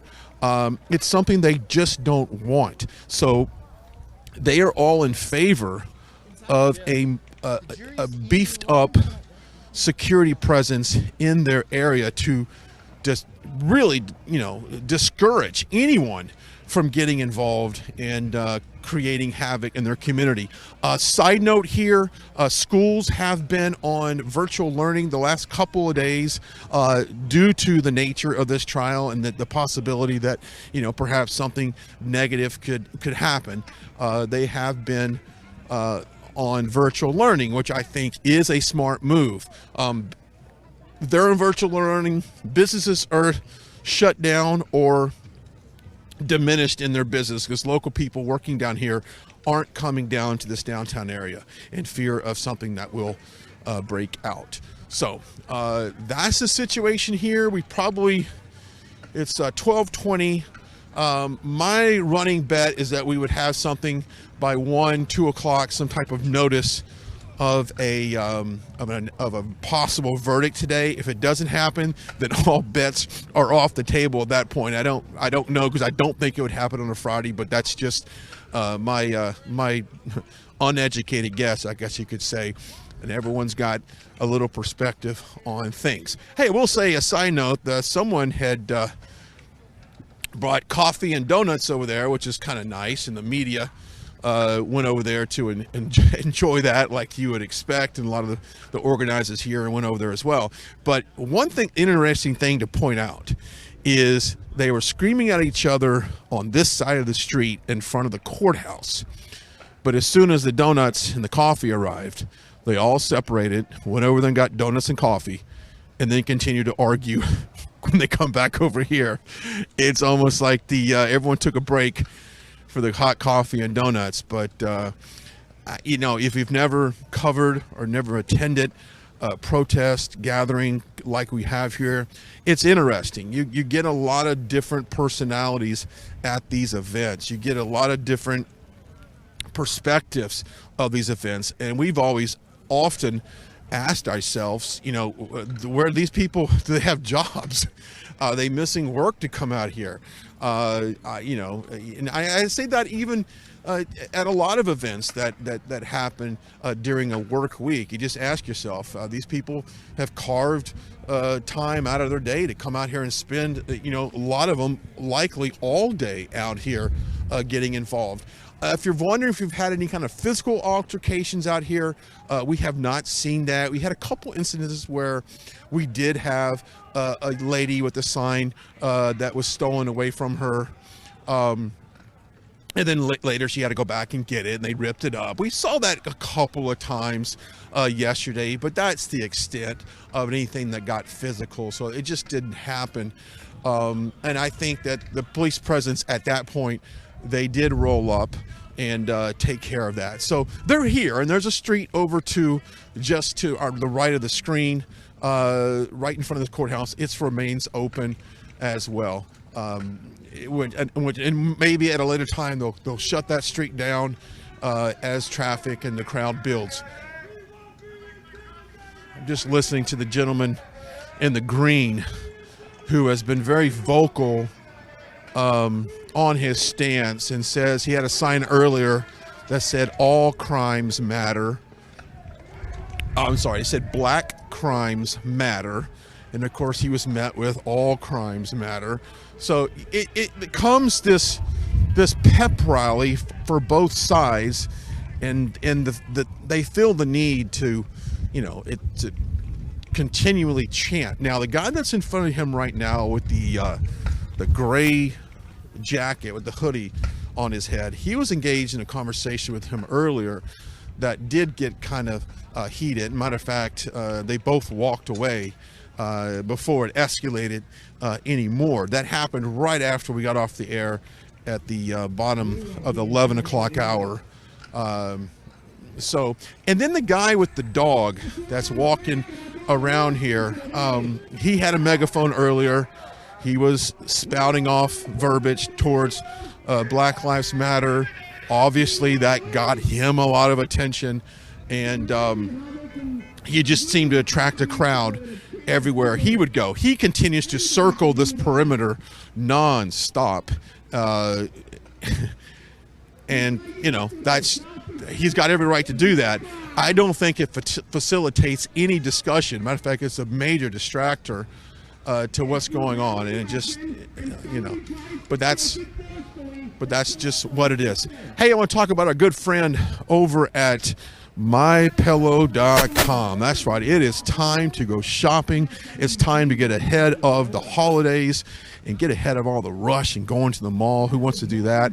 Hey, Black Friday is a week from tomorrow. Don't worry about logging on some random website to find out your stuff will get to your house days before Christmas, making you stress out. Go to mypillow.com, mypillow.com, and shop there. Liz Willis and myself were there at the manufacturing headquarters in Minnesota just weeks ago. We've seen how they make those pillows, those travel pillows, the dog bags, the sheets. It's all quality made stuff. He's employing thousands of people there in Minnesota. He is paying them a great wage. And it's, you know what? We can support a patriot like Mike Lindell. So go to the website, mypillow.com. That's mypillow.com. And put in the promo code RSBN and get up to 66% off your entire order. You can also go to mystore.com as well. Mystore.com, and I've said this 1,000 times, and I'll probably say 1,000 times more. Put the promo code in, mystore.com, look for a flag, and put it in front of your house. Nothing says more that I love this country than having a flag in front of your house. So you can go get that at mystore.com, mystore.com. Also, okay, the guy, real quick, the guy in front of us with the little setup microphone here that's talking, he was out here yesterday with a heated exchange with one of the members from the Black Lives Matter chapter in this area. They had, I think a really interesting dialogue back and forth as far as the right to have a weapon, have the right to carry a weapon. They also talked about, you know, crimes and you know, the who's responsible for inner city crimes and what needs to be done to curb that. Often a lot of discussion involves the breakdown, the nucleus breakdown of the traditional family, the lack of a father in the house, the lack of leadership in the house, and lack of leadership in the community. That's been one of the things that a lot of these organizers seem to talk about quite a bit, is that. Now let's drop in on this conversation. Well, you can just stay right there and I'll walk over, give you an idea. Trying to antagonize me yesterday, as far as I know, was arrested yesterday. He's talking about, I'm not talking about you. Were you arrested yesterday? Then I'm not talking about you. All I'm trying to point out is I am not with the guy in the suitcase just as much as I am not with you. Does that make sense? That's all I'm trying to point out. Do something wrong, which it means killing two people, innocent people. I got a question for you. Stop, no, seriously, I got a question for you.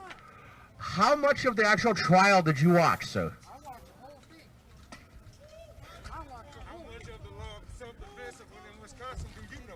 How much of the what?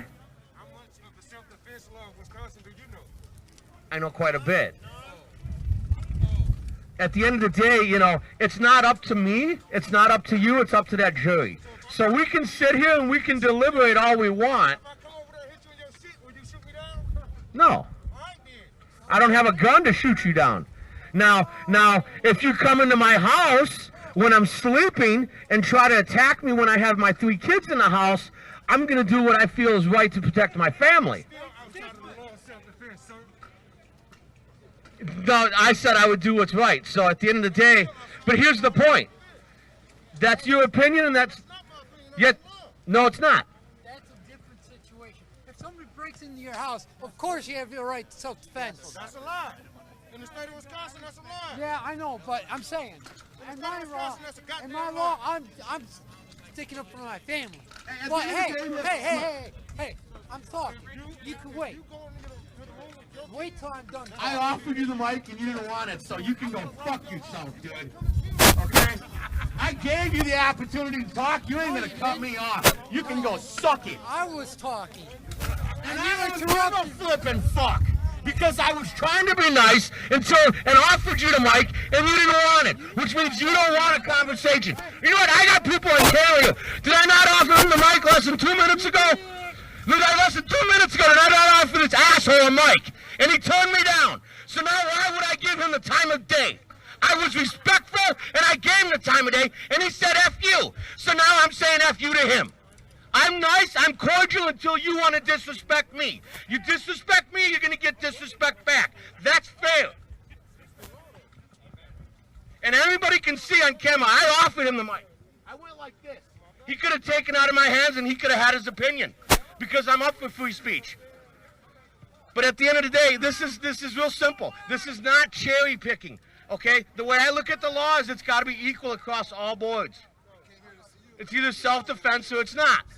Okay, and at the end of the day, we can all sit out here, whether you're on that side or whether you're on this side, we can all sit out here and we can argue about it, but ultimately it's the jurors and the judge in this case that decides it. We don't. The mob mentality in this country does not decide things. We have a rule of law that decides things. And that's one reason why I'm here, because it seems to me like they think the mob mentality rules this. And at the end of the day, it doesn't matter my opinion. It doesn't matter their opinion. It matters this court's opinion, because that's the law in this country. And if you can't respect that, then you don't respect this country and you don't respect the courts. Other than that, it's real simple. I'm Puerto Rican. I ain't trying to be no white. I'm putting everybody together. White, black, Hispanic. That's the point of America. And you want to say something? And if anybody's got anything to say elsewise, feel free to step up and take the mic, because that's who I am. We saw this gentleman out here yesterday, and he's providing a platform for people with different, different perspectives. So, yeah, go ahead. I'm just covering. Yeah, just we appreciate what you're doing. At least you're providing a. I live 35 minutes west of here, so to me, I consider myself a local. You know, to me, that's local enough. In the larger scheme of things on how big this planet is, if you're 35 minutes from a place, you're local. What I'm saying right here, y'all. What I'm saying right here is Kyle Rittenhouse had a right to defend himself. And I said it many times, I wouldn't chase a person with a knife, and I wouldn't chase a person with a baseball bat. If I see him with a baseball bat, I'm not run up on him. I'm not. You common sense saying you don't run up on nobody. Self-defense. It's not about black or white. It's about what is real. And I'm sorry if you walk up in my house, I protect my kids. God damn it. And this is a black man that says, you call me a coon if you want to, but I support Kyle Rittenhouse, the American hero. G.I. Joe. Screw G.I. Joe. Kyle Rittenhouse. Captain America. Captain America is Kyle Rittenhouse. Free him. Free Kyle Rittenhouse. You don't run up on nobody. I stand with the Constitution. I'm a constitutionalist. I'm for America first. I'm for where we live at. They are triggered. I have triggered people with the truth. They are triggered. Shut it down for what? And it was meant for this to happen. It was meant. I believe things are ordained to happen. I believe what happened with Kyle Rittenhouse was meant to happen. I believe it was meant to happen. It was meant. Nothing is an accident. Nothing is a coincidence.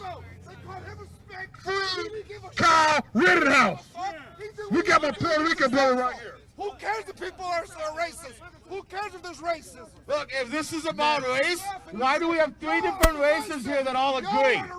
Okay? And another thing, if you think I'm racist or you think anybody else is racist, you need to go back at least 3 years on videos, because 3 years ago, me and this man right here were literally going across the country preaching the same message together in the same car.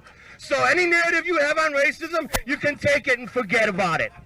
And you can look on YouTube videos as early as 2018 for that evidence. It's real easy to find. Say it again, my Puerto Rican. This ain't about race. Y'all want to make it about race because the government and this administration makes it about race. And you buy into their garbage. You're just their pawns. And the American people are fed up with being pawns. That's right, Jesse Jackson got all that money. Y'all ain't got shit. That's right. What you got? What you got? I ain't got it right now. I ain't got it right now. When I'm emotional, I can't speak right. I want to speak right. Look, so this ain't about money. This is about the American people. This is about our rights, and this is about our freedoms. You don't get stung, all that. Don't threaten nobody. I won't take it away. We wouldn't be here. I just got to remind everybody, we wouldn't be here if it weren't for feckless leadership in this city and this state. When a 17-year-old civic-minded individual has to step up and do what the public can't, public servants can't, because their hands are tied. Kyle Rittenhouse is a political prisoner. And all he did commit was self-defense. Enough said.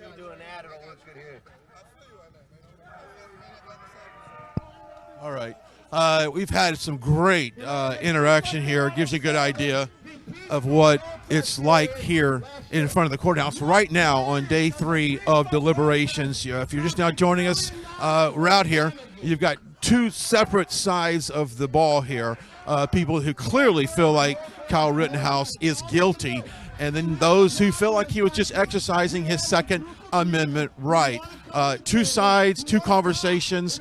Sometimes they don't necessarily have a discussion. It's more of a rant towards each side. But clearly, a discussion is needed in what's going on right now. Who's going to be left? When are you going to stand up and not let your neighborhoods burn anymore? And that's been one of the discussions here for defunding the police. That's been a discussion, a big push across the country to defund our police. Now, when that happens, crime tends to go up in those areas, and that is proven over the last year in the statistics for crime. We've seen an overwhelming increase in crime in some of these bigger cities that have been defunding the police. And in result of all of the protests over the last couples of years on as far as all of the court cases around, it has been a major driver, a political driver in countries or states around this country about defunding the police. You want to talk a little bit about defunding the police, the move to defund the police, and how insane of an idea that is, because there's so many cities right now, they've seen their crime spiked because of this push to defund our police. I think it's crazy. What's the point of defunding the police? And, I'm not some Mr. A perfect citizen here. I got a rap sheet. I'm not going to sit here and say that I don't. I'm a violent, no. But, in this country, I think there's a big difference between violent crime and nonviolent offenders. And if somebody can't see the difference, But at the end of the day, when you take police officers off the street, all you're doing is encouraging more violence. I talked to a couple local people this morning, and they said the crime in the Kenosha area over the last, he's been here 30 years, he said has spiked big time. So I live 35 minutes west of here right now. A year and a half ago, I lived 15 minutes from here. Because of the riots, I have a wife and 3 kids. We moved farther out. I just didn't want to have to deal with it. It was not, if they could come here, they could easily come 15 minutes farther to where I was at that time. So, it's got an opinion. And if I'm the person that feels this way, how many other people feel that way too? What's your thoughts on the governor back in 2020 really waited so long? The riots had continued night after night before sending anybody in to help, spawning the reason why Kyle Rittenhouse felt like the need to come up and protect property. What's your thoughts on the governor in the state? Is he doing enough to make sure that these local businesses are protected? I mean, it's real simple. Since the peaceful protests or riots began, whatever you want to call them, any Democrat hasn't done anything. So to think that Joe Biden was going to get into office and do something different, you're a fallacy. And the problem I have with it now is we all can see Joe Biden as incompetent, okay? And all we heard from the Democrat side was, we trust the team. We trust the team who's around, is all I heard as a voter from Democrats before the election. Now after the election, here we are. Okay, he hasn't gotten any better. And on top of it, okay, if he's not in charge and the Democrat Party is, whoever you vote in is just going to be more of the same. You know what I mean? At this point, I'm not beholden to the Republican Party either. As far as I'm concerned, the 13 Republicans that voted on that infrastructure bill are just as much traitors as every Democrat, and they all need to be voted out. Okay, let's dip in on this conversation over here real quick. Let's see if we can get a good, I'm going to step across here, Joe, and see if I can't get a better perspective on everything.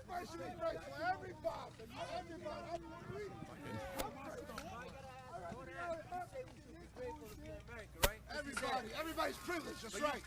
Everybody's privileged. Everybody's privileged. I'm privileged. Everybody's privileged. It's not about white folks. It's not about white folks. It's not about white folks. Ain't nothing pure white up there around here. Everything started. It's not about white folks. We're all privileged in America. We are the people. It's not power to the people. Power to all American people. Not just to the people. It's the people, we the people, not the people, it's we the people, not the people, it's we the people. We are in America, we are privileged. We are more privileged than anybody, any place in the world. That's why we were here arguing with each other. Nobody else can do this shit. Nowhere else. Good luck being a Puerto Rican in another country. Good luck being a black man in another country. Good luck. Did you know, in a country that's white privilege, in a country that's white privilege, Asians have all the money. Asians got all the money. America's white privilege. I thought all the Americans are privileged. All the Asians got the money. What happened with the privilege? The bunch of shit, I'm a bootlegger. No, I'm not. The last thing I am is a bootlegger. My father's Puerto Rican, got beat by cops. But guess what? It didn't stop him. Sorry. That's right, my master. The masters are the ones that funded B11 and Tifa. You guys have met the wrong white people. Listen. It's the truth. B11 was a terrorist organization just like Antifa. Antifa is a terrorist organization. You a white terrorist, motherfucker. I am Puerto Rican. You want to see my last name? You want to see my last name? I'm Puerto Rican. You know what? There's some in this country that people need to be said and hasn't been said. Okay? And so I'm not going to call him, but I'm going to point something out. What is the definition of racism? Racism is whenever you dislike anybody besides your own color. So you know what? I can say what I want to say, but there's only one group here that's pushing the racism bait and narrative here, and it's not us.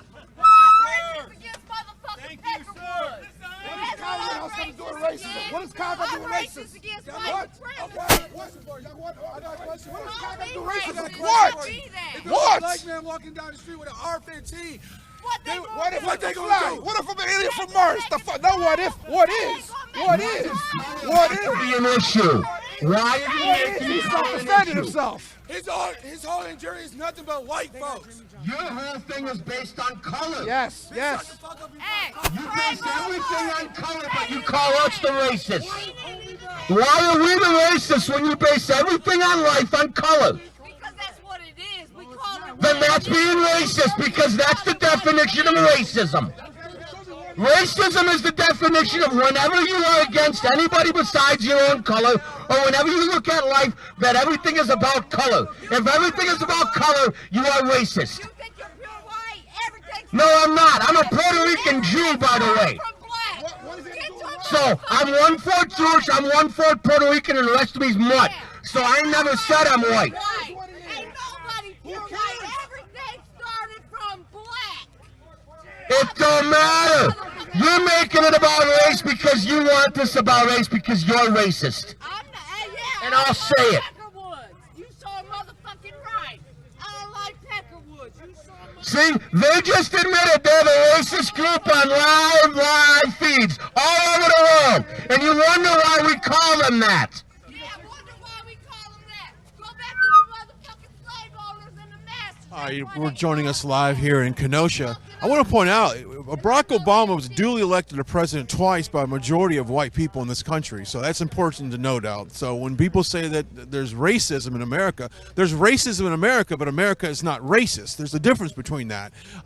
To blanket this country as being a racist country is irresponsible, and it's being intellectually dishonest with yourself. Because no, Barack Obama was a duly elected African-American president in this country twice by a majority of white people in this country. Point to note out some of the dialogue that's going on here in front of the courthouse. And this is what it's looked like the last couple of days as we are in day 3 of deliberations. You got clearly two sides of the issue here. Those who want and feel like Kyle Rittenhouse is guilty of what is charged, and then some not guilty as well. We got, I'll take a free cookie, thank you very much. Why not, right?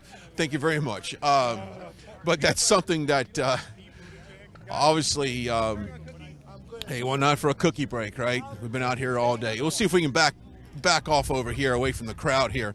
But that gives you an idea of the heated discussions, and I think much needed discussions, especially in this very hyper political sensitive sensitivity arena that we have. Okay, we're going to dip out of this and continue to monitor the situation inside the courthouse. And of course, we'll come back out here shortly after 1 o'clock and give you a little bit of a feel of what it looks like here. But you've seen the dialogue. This is what it's like out here in front of the Kenosha County Courthouse. As a reminder, go to our website, rsbnetwork.com, and sign up for the newsletter that we have. It's a great resource to be able to get the news on the topics that you care about the most. So we're going to take a quick break. We'll pop back in out here a little bit after 1 o'clock here Central Time, and hopefully by then we know a little bit more about what's going on inside. Live from Kenosha, the Brian Glenn Right Side Broadcasting Network. We'll be right back. But all lives matter.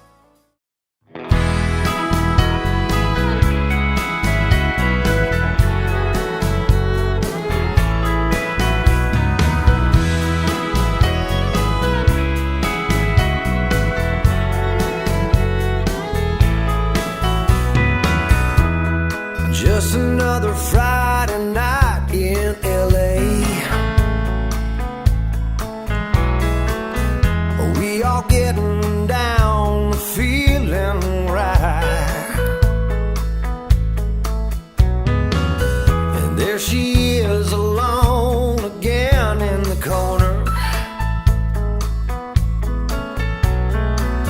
sipping on a glass of house red wine. As the band begins to play, she's grooving, letting music fill her soul.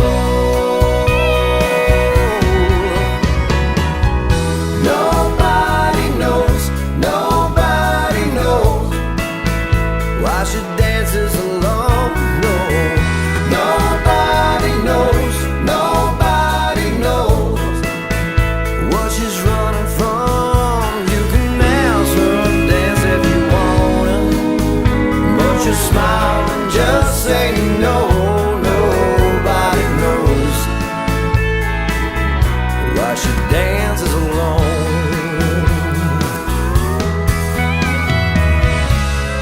There's a million things that it could be, from broken hearts to broken dreams, or getting tired of being left out one more time. To tell you the truth, your guess is as good as mine. Nobody knows, nobody knows why she dances alone. No, nobody knows, nobody knows. Is there something at home? Nobody knows, nobody knows why she dances alone. No, nobody knows, nobody knows what she's running from. You can ask her to dance if you want, but you smile and just say no. Nobody knows why she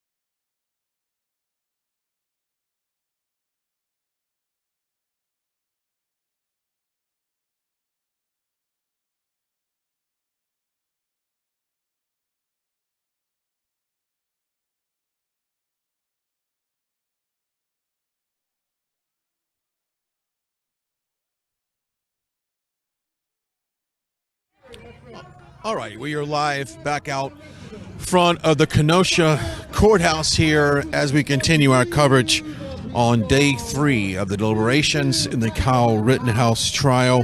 As you can see, the crowd is still here. I would even say to a certain degree it's a little larger now than it has been the last couple of times we've checked in with you guys. Still overwhelming. The consensus here from the people that you see yelling back and forth is that Kyle Rittenhouse is in fact guilty of the charges against him. Now, some of the latest developments coming out, we've got several things we're going to get to in this block. Earlier this morning, the judge released a statement, an announcement rather, that MSNBC would not be allowed back in the courthouse for coverage due to a traffic violation that turned out to uncover that a producer, a photographer of MSNBC, which is owned by NBC, an employee of that outlet, was basically following a jury bus with jurors to follow them. Now, that is something that is not encouraged at all, but I'm looking at some social media threads, and apparently it is a practice that is, you know, journalists have done. It's highly immoral, but it's a way for them to capture license plates and get information of jurors to potentially identify them. In any event, Judge Schrader here says that's not going to be tolerated and has removed MSNBC from the courtroom here. Now, in the last several minutes, I was talking with some national media, and it seems to be the topic amongst everyone because that is just another circus element to this trial that has already seen a lot of scrutiny, even down to the drone footage that was submitted by the prosecution, a low resolution drone footage in comparative to your high resolution footage that would show a little bit more detail in terms of what happened that night. So you've got that in play. You've got the prosecutor. We've seen the images online of the prosecutor holding the AR-15 towards the jury, demonstrating the intimidation that the victims felt at that point. You've got that. You've also just got information that just factually didn't line up with some of the testimony. Now, you've got what they're talking about behind me, and we'll drop in on that conversation later, but I can kind of summarize it for you. What you have here is a big issue of race, and this is something that the mainstream media has really pushed the narrative from the very beginning, as this has been all about race, and all of the individuals involved in this case are all white. So there is no element of racism, but that's something that has been pushed not only by the mainstream media, it's been pushed by President Biden before any of this investigation started, and yet there's been a complete deep dive on Kyle Rittenhouse, his social media, his phone records, and there is no trace of white supremacy being linked to him. So in that matter, you've got that element of all of this. Plus you have the security aspect of this trial. We do see a couple police cars parked along this side street here in front of the courthouse. That is the first time we've actually had that happen so far in the last 3 days that we've been here. There's been no police actually parked on the street. They would respond from time to time when stuff happens, but you didn't see a solid presence. Now, we do know that the governor earlier in the week had ordered 500 National Guardsmen to be set up near Kenosha The last report is that they were about an hour and a half outside the courthouse area, but as of this morning, that distance has been reduced. The exact location was not disclosed, but we do know that the National Guard is closer to the courthouse than they were yesterday. So that's the security issue on that. And if you go back to 2020, and the reason why this is all happening is when we had the nights of protests among dozens of cities in the country, you saw the lack of police, law enforcement presence to prevent many of the acts of violence that were happening on the streets that summer. Many of these political leaders were saying, give these people room to protest, give these people room to demonstrate. And by them doing that and the lack of control is when it got out of hand, and you saw the looting, you saw the violence, you saw the burning of businesses rather. That's why Kyle Rittenhouse came up from Illinois to get involved with that on August 25th of 2020. So that's that side. Now let's fast forward to today. We've got the National Guard, 500 strong from what we understand number-wise. A different message is coming out of the local officials here, and a very different message coming out of the governor. Now, Governor Ivor has a re-election coming up next year. The last thing that he wants, and the last thing anybody with the administration of any kind of local or regional government wants, is another repeat of 2020, because the people, the citizens of Kenosha and these areas have made it clear that they do not want this type of violence in their neighborhood. They simply do not want the destruction that is involved in the community. They don't want it. And so the pressure on local authorities is there to beef up the security in response to anything that might be negative coming out of the verdict here. Now, let's be perfectly clear. No one is threatened by a guilty verdict and what the recourse might be from that. No one's, for the most part, worried that, right-wing conservatives are going to go rally to the streets and cause violence. The worry is very much on the other side of the judicial ideology that he is going to be found not guilty. If he's found not guilty, that is when they are in fear of retaliation. I think that's very interesting to point out, that all of the security, all of the worry, all of the intimidation is coming from the groups that feel like Kyle Rittenhouse is absolutely guilty of these crimes. That's the threat. And of course, with the jury being unsequestered, which means they can basically go home at the end of the day, is huge in regards to protecting them from not only their identity, but protecting them from seeing things like this out here right now. I mean, you've got, at one point, hundreds of people that were out here before, seeing the protests, seeing the anger, seeing the messaging coming out.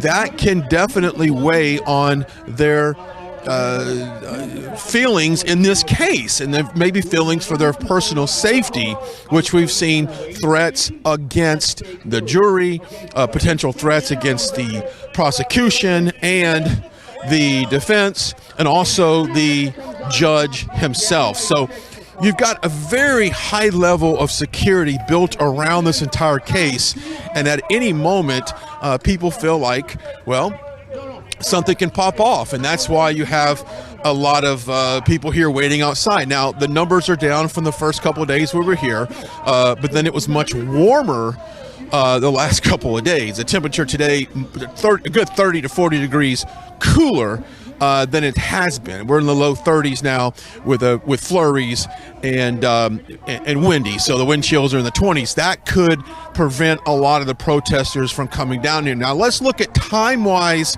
of all of this in terms of the verdict. it is my feeling, my personal feeling, that I thought we'd have some type of verdict announced today, due to the fact that tomorrow's a Friday, and historically, legal experts will say, and they talked about it locally here, that you don't want a highly emotional case to be released on a Friday going into the weekend. That just gives people an opportunity to get involved in something they should not be doing. Okay, so with that logic, today makes perfect sense to go ahead, get the verdict done, get it earlier in the day so you have time to deploy National Guards and get local law enforcement together and build some type of protection against rioting or anything that's illegal. So you got that scenario this week. Now let's fast forward to next week. We've got Thanksgiving a week from today. They are saying that, of course, law enforcement, National Guard, to potentially release a verdict on a Monday or a Tuesday would mean you could have protest, rioting, violence going through Thanksgiving. And by a internal poll with National Guards of Wisconsin, they sent out an email, a survey saying, are you in favor of long-term deployment here in Kenosha? And overwhelmingly, they were against that. So being that it would push over the holidays, and also, oddly enough, deer season in Wisconsin is about a week away as well. I know it sounds very trivial, but that's a big deal in this sport. And so a lot of outdoorsmen that might be with the National Guard simply do not want to be deployed during that first week. I know it sounds trivial, but it does play a part in someone's willingness to sacrifice their time and make their way out here and indefinitely and to protect the streets. But we're glad you're joining us right now. We are live here outside the courthouse. As you know, day 3 deliberations still going on inside at this point, looking at the video evidence, looking at all types of aspects to this trial. Now, we don't know in particular what they're looking at, because the media is not privy to a lot of that information. We just know that they're looking at the evidence. Now, there's a couple outcomes here. I was trying to get an idea of kind of what the local talk shows are thinking about at this point. And they really feel like it's going to be a mistrial with prejudice. And that would completely kick this lawsuit, this whole court battle out. And it would actually free Kyle Rittenhouse. And at that point, the charges would be released and the case is over. Will that happen? I don't know. A lot of people have said early on that because the prosecution was so reckless and really failed to adequately provide enough evidence and proof that Kyle Rittenhouse actually violated the law and took the lives of 2 individuals. It was early on, court legal experts who said this is the most reckless case that they have ever seen. Jonathan Turley, who is a constitutional attorney and does a lot of work on mainstream national news, had said this is one of the most reckless prosecutions he's ever seen. With that said, I just don't see how a guilty verdict could be proved in this case. There's a lot. If you look at the facts of the case and you take the emotions out of it, you have an individual that got caught up walking the streets, patrolling the local businesses, got chased by a mob of people. One of them was brandishing a firearm, threatened to, quote, kill him, end quote. You have Jump Kick Man, who is, you've seen the videos of him jump kicking and punching, or basically kicking Kyle Rittenhouse in the head. You have that. You have another individual that took a skateboard and swung it violently towards Kyle Rittenhouse And that is the whole topic of whether or not a skateboard is considered a deadly weapon. And I think any object of any weight and size can be considered a deadly weapon used in that way. So you've got self-defense issues here. It has nothing to do with Kyle Rittenhouse taking to the streets of that night in 2020 looking for someone to shoot. And I think that's a lot of the narratives that's coming from people that you see there on the steps. They feel like Kyle Rittenhouse purposely drove to Kenosha to commit a crime. And in fact, the facts back up such an opposite story to all of this. So that's where we're at. The jurors are the only ones that can decide any of this. And as long as their identity is protected and they feel like they're not threatened, I think we're going to get justice served here. But I think the key to all of this is their feeling of being secure and safe in this decision. And this is a small town. This is small town USA. You've got 100,000 people in this Kenosha surrounding area. Many of these people obviously are a part of this community. This is not a big city. This is not New York City where, these jurors can, for the most part, disappear into the population and the majority of the people will have no idea who they are. These jurors live here. They're from, a lot of times they're from here. And so their identity is a lot harder to hide from this. And of course, you combine that with some of the tactics that come from the mainstream media as far as following these jury buses, trying to get driver's license plate, to identify these people. That just adds to the security breach that could be on these individuals. And you know what? I wouldn't want to be in their shoes as well, having to make a decision whether or not Kyle Rittenhouse will spend the rest of his life in jail. This is something that I don't think any one of us would want to take on. But if the evidence is there, and that's exactly what they want to do, but they fear issuing that verdict down in fear of retaliation, that's a completely different story. It really is. We are seeing a little bit more police on the scene. Let's see if we can swing that camera around, Joe. Swing it around that way. I've got, it looks like a group of about a dozen police officers have gone to the corner of Sheridan and 56th Street, which when you got the police officers there, obviously the media, as you will see here in a second, has followed them as well. They're setting up a makeshift perimeter to probably prevent. Now they're escorting someone off the property right now. They have taken whatever individual, and now they're running. They've taken whoever was there on the corner. They have gone up to that person and walked them away. We don't know at this point who that is, but you can see the media, the still photographers for the most part, have gone over there and they're now surrounding that individual and the police officers there. So we'll continue to keep an eye on that. Obviously, that is something, you got to think, who is that individual that would, here comes a police wagon here. They're probably going to swing that wagon up.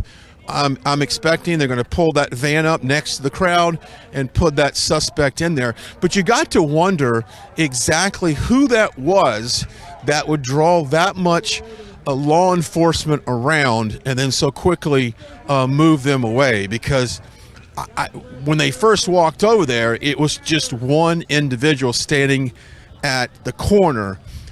With that said, who was that individual that created that much commotion about? I think that's a great question right now, because we've seen a lot of people walk up to this area. We've seen a lot of individuals come up to this area, but we've yet to see any response to someone like we've seen right there. We've seen cars pull through here that would, yelling stuff out. Well, perhaps we can, let's see if we can make our way over there. I'd like to see if I can get over there before they leave. But we've seen cars pull up here from time to time and not get, you know, a lot of police activity like this just had. So it's interesting to find out exactly who that is over there. We'll make our way over there. Hopefully we can somehow get an idea, or maybe talk to somebody that was there that can maybe give us an insight of exactly who that is that the police apprehended. If you're just now joining us, we are live here in Kenosha, right outside the county courthouse, awaiting day 3 of deliberations in the Kyle Rittenhouse trial. It's been going on for a couple of days now. Let's see if we can make our way up here to get an idea of who we're looking at.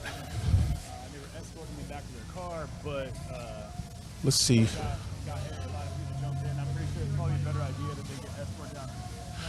Looks like, okay, they're walking the individual over to the next cop car. I don't know where you're at.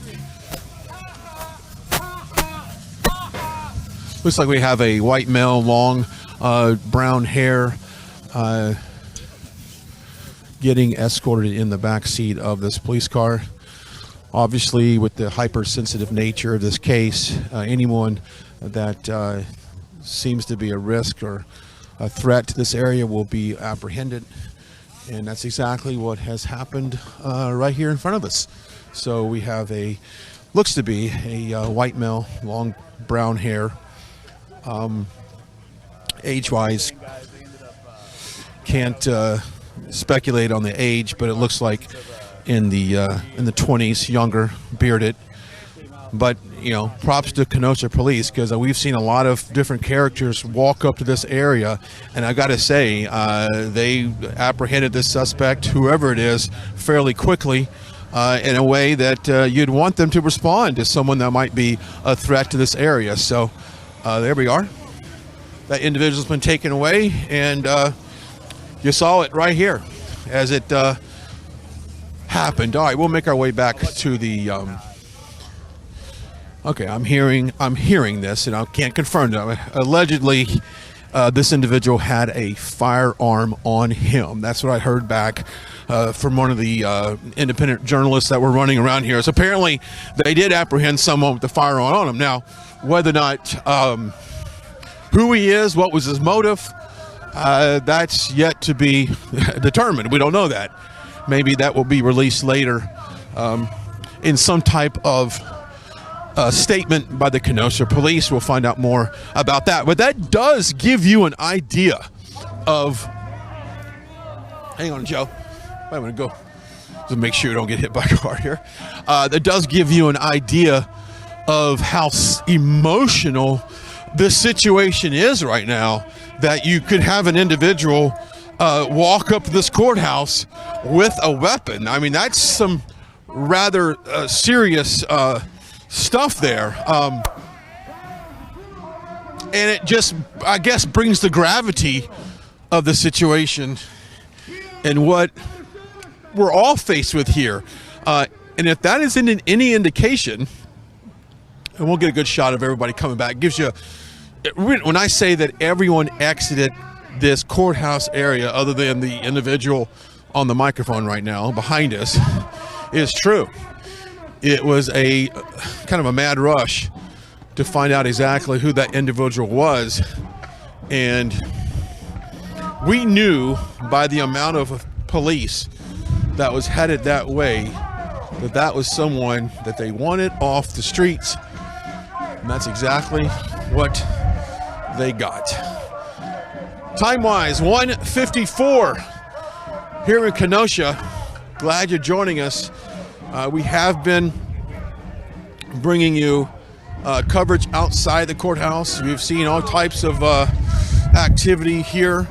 We've seen people, obviously, for a guilty verdict in this trial. We've seen people who are adamantly against a guilt, that are for a not guilty verdict, and mainly because they feel like this is a chance to make a stance against the violence that we've seen on the streets across America last summer. This is a defiant, stand against, we're not going to tolerate the violence. We feel like that this administration, the Biden administration, has encouraged this type of behavior when all of a sudden, culturally, there's groups of people feel like justice was not served, then it's okay to become violent. And that is one of the things that's one of the biggest issues here. It's just about, you have the right to protest. Yes, you have the right to assemble and march. Yes, but you do not have the right to destroy personal property in the name of social justice. And that is the overwhelming theme. And we talked to several people here, and I'm not going to name who we talked to. I'm not going to point them out right now, but it's very interesting how a lot of the people that we talked to on the air admitted to having some type of criminal background. We had one individual a couple days ago say that she proudly looted. She proudly broke into businesses and destroyed personal and property. She glorified that, and the fact that violence was necessary in response to what happened to Jacob Blake, which by the way, that's what the whole Kenosha violence and marching stems from the Kenosha, from the Jacob Blake trial and what happened there.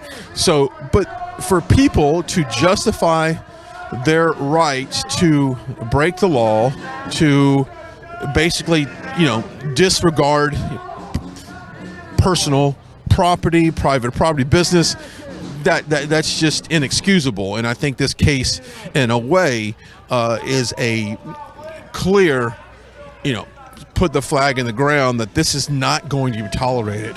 And this will send a signal across the country that, don't think that you're going to destroy property and be able to get away with it under the guise of just, we're angry at whatever's happening socially. If you want to talk about the legal system, it's interesting. We've seen a lot of chants about how, corrupt the wheels of justice are in this country, and people are not treated fairly. And you and I both know that that's not true, because we've seen dozens of court cases where the wheels of justice did prevail and the facts of the cases were laid out, and a jury in whatever particular way basically found those people guilty of their crimes. The justice system in America works. And I'll just bring up the George Floyd trial. Probably the one reason that all of the protests around America happened. If you think about it, if George Floyd incident would not have happened, we would not have BLM. You wouldn't have a lot of the organizations and the events happening around the country. So the wheels of justice do work, and that is a great example of it. It was a heated trial. It was a racially, involved trial, being that the victim was black and the defendant was white, so they did have a racial aspect to it. This trial does not have that. Everyone involved in this trial is white. So you got the aftermath of a verdict that if groups don't like it, they feel like they are justified in creating violence and creating destruction in their community. And that's what this is about. That's exactly what this is about. But the mainstream media would want you to think that it was about race and that it was about, white supremacy. And we all know there's no links to that as well. If you kind of look at the timetable of all of this, and we said this a few minutes ago, and I was just listening to some people as we were walking back from the police car is that they really don't think that we're going to get a verdict today. One guy says this is going to go into 2 weeks, and I was like, well, I don't want that to happen, because I think the anxiety of this community is high right now. You've got local businesses, you've got schools in a situation where no one wants to get, quote, back to business, end quote, until this has some resolution to it, because there's so much uncertainty of what will actually happen as you know, more and more focus gets built on this, more and more attention gets built around what's happening here. There's a lot of anxiety, and I think that's what they want to move past in this community. I talked to an older gentleman. We met him walking towards the courthouse, said he's lived here for 30 years and he's never seen the crime, the violent crime, the non-violent crime like petty theft, breaking in cars, up to people just getting shot on the streets like he's seen now in Kenosha. So this is something that's very concerning to people who live in this area, in that this is a chance, an opportunity for the governor, for the mayor of Kenosha to step up and nip any type of violence in the bud. Just nip it in the bud, because you don't need it. It doesn't serve your community well at all to enable people to destroy their own communities. It doesn't make sense. I've spoken to many people here from the Black Lives Matter organization, and we've asked them point blank, does destroying your community make anything better? And they've all denounced any connection to the people burning down businesses. Says they're not a part of Black Lives Matter. They're separate from us. They are just opportunists that have come up and tried to, you know, be disruptive and take advantage of a situation. In that case, that might be the case. You also have mention of Antifa, and I think it's important to point out that they are quickly dismissive of any connection or relationship with Antifa, and I think that's smart to do that. They denounce any type of relationship with Antifa, because we've seen exactly what they have done across cities in our country as far as politically getting involved, and also involved in social justice stuff like the riots and the looting that come off of these high profile cases. So you've got that. I really just, in a way, feel I'm very sympathetic to the people who live in Kenosha right now. They've had to deal with this for, you know, going on 2 years, a year and a half, and it's just it's really unfortunate that they have to deal with this. You got kids that aren't in school right now, not because of COVID, not because mask or vaccine mandates. It's because they don't feel safe going to school, because a group of people might get mad that a court case did not go their way, and next thing you know, there's violence in the street. That is unacceptable in today's America, but that's where we're at today. So the people of Kenosha, and really across the country, at that matter, are living under a heightened sense of pressure. You know, if you live in any city that's had types of high profile criminal cases, and it all goes back to the police, the defund the police movement. Any police involved shooting is what's really sparked off all of this. We can go down the list. There's been, a dozen of really high profile cases involving police shootings and justified force.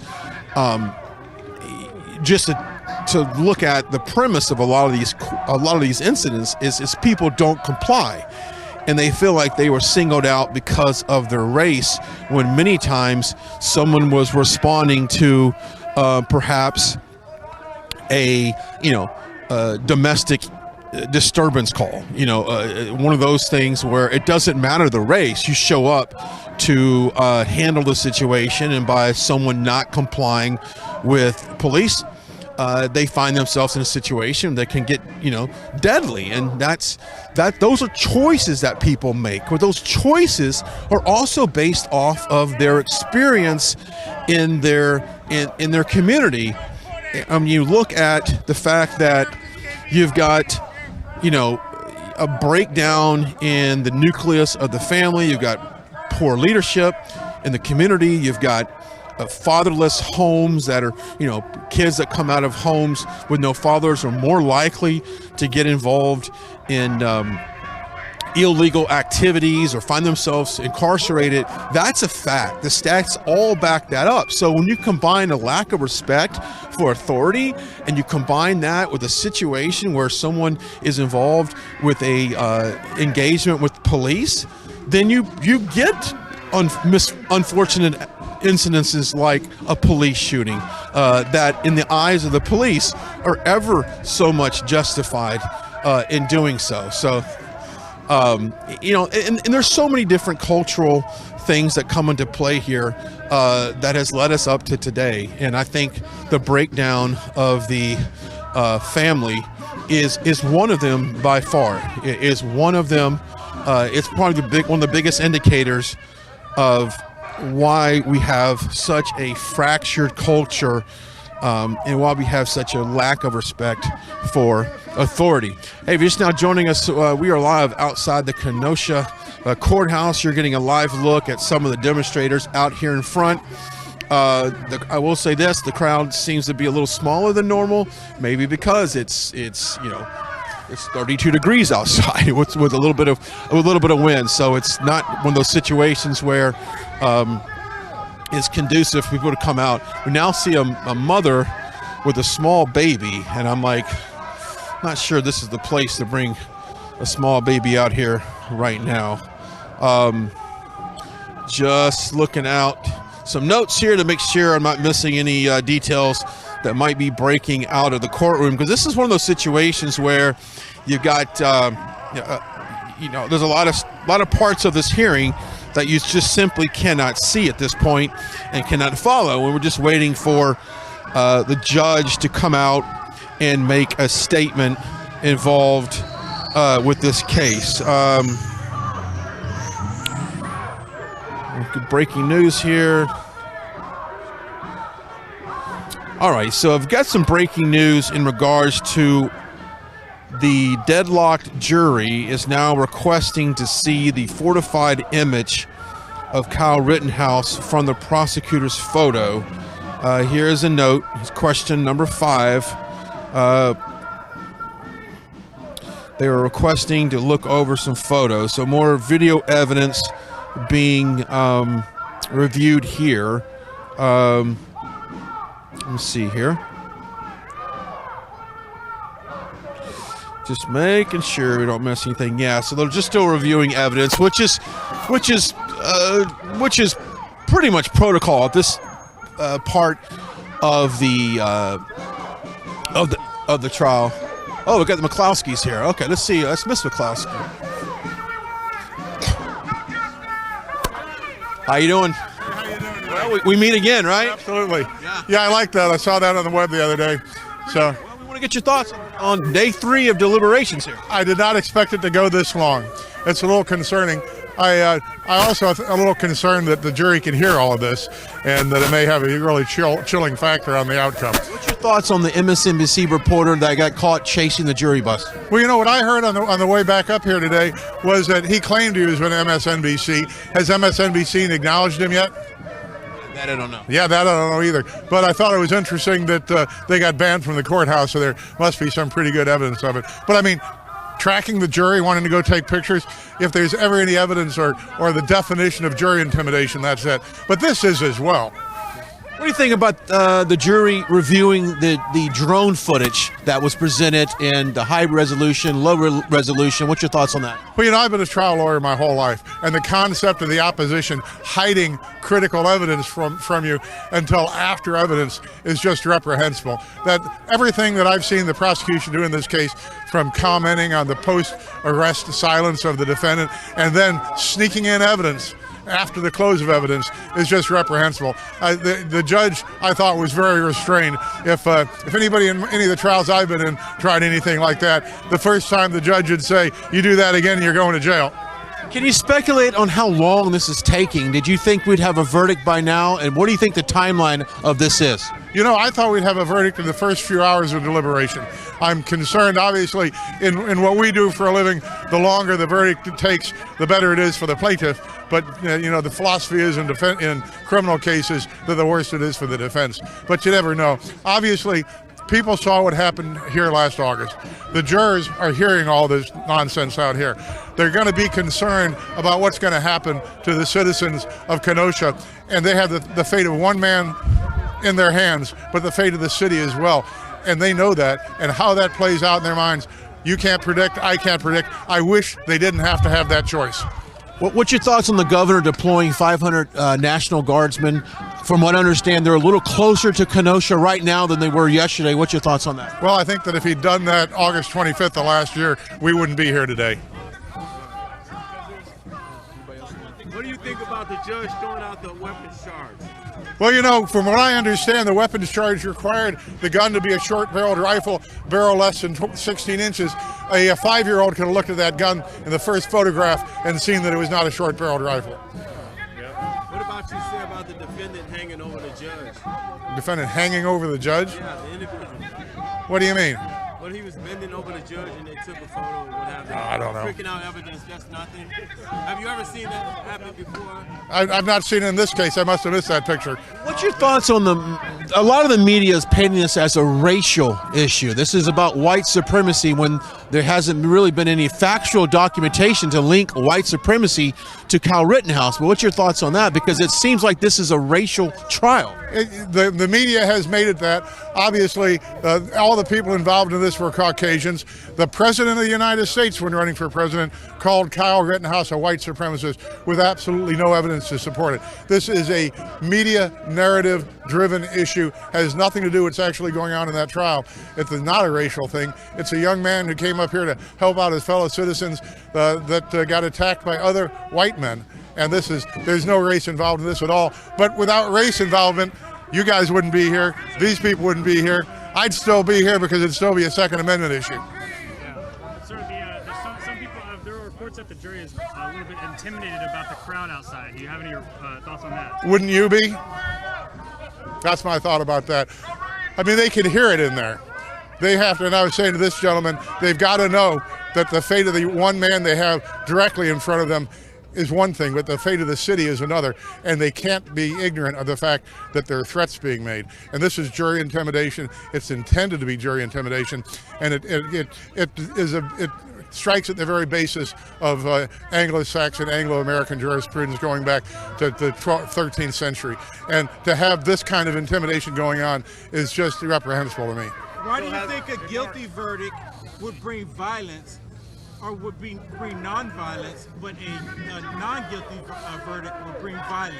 Why is that the case? I've never seen a civil riot of people come. I don't think I'm going to be a very effective rioter, let me say it that way. I'm not threatening anybody, I'm not screaming, I don't hear any. It seems to be very one-sided up there, and so I would not anticipate that a guilty verdict would inspire who? I don't see any rabid pro Kyle Rittenhouse rioters here waiting to torch things. It just doesn't happen. But an innocent verdict would bring violence throughout the city. And why is that? Possibly throughout the nation. And why would that be? The reason being is because they know a lot of black people get into the emotions, and a lot of black people will go out and burn stuff because they feel that they don't have a voice. But that doesn't solve anything. What does this have to do with black and white?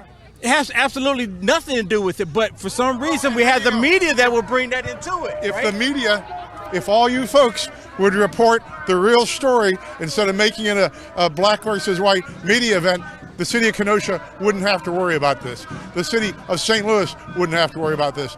If the facts of this case were actually accurately portrayed by the media, this would not be here. So what about Sorry about hitting your mic all the time. Biden saying that Kyle Rittenhouse is a white supremacist because he interjected that as well. President Biden, Kamala Harris, Maxine Waters, in connection with the Derek Chauvin case, we're all fanning the flames. They're all, Maxine Waters is saying that the jury isn't what we want. If the verdict doesn't come out the way we want, we have to be even more confrontational, inciting riot. It is, they believe that the mob rule will intimidate people. And I've said this before, the mob is being used like the brown shirts as a intimidation arm of the left.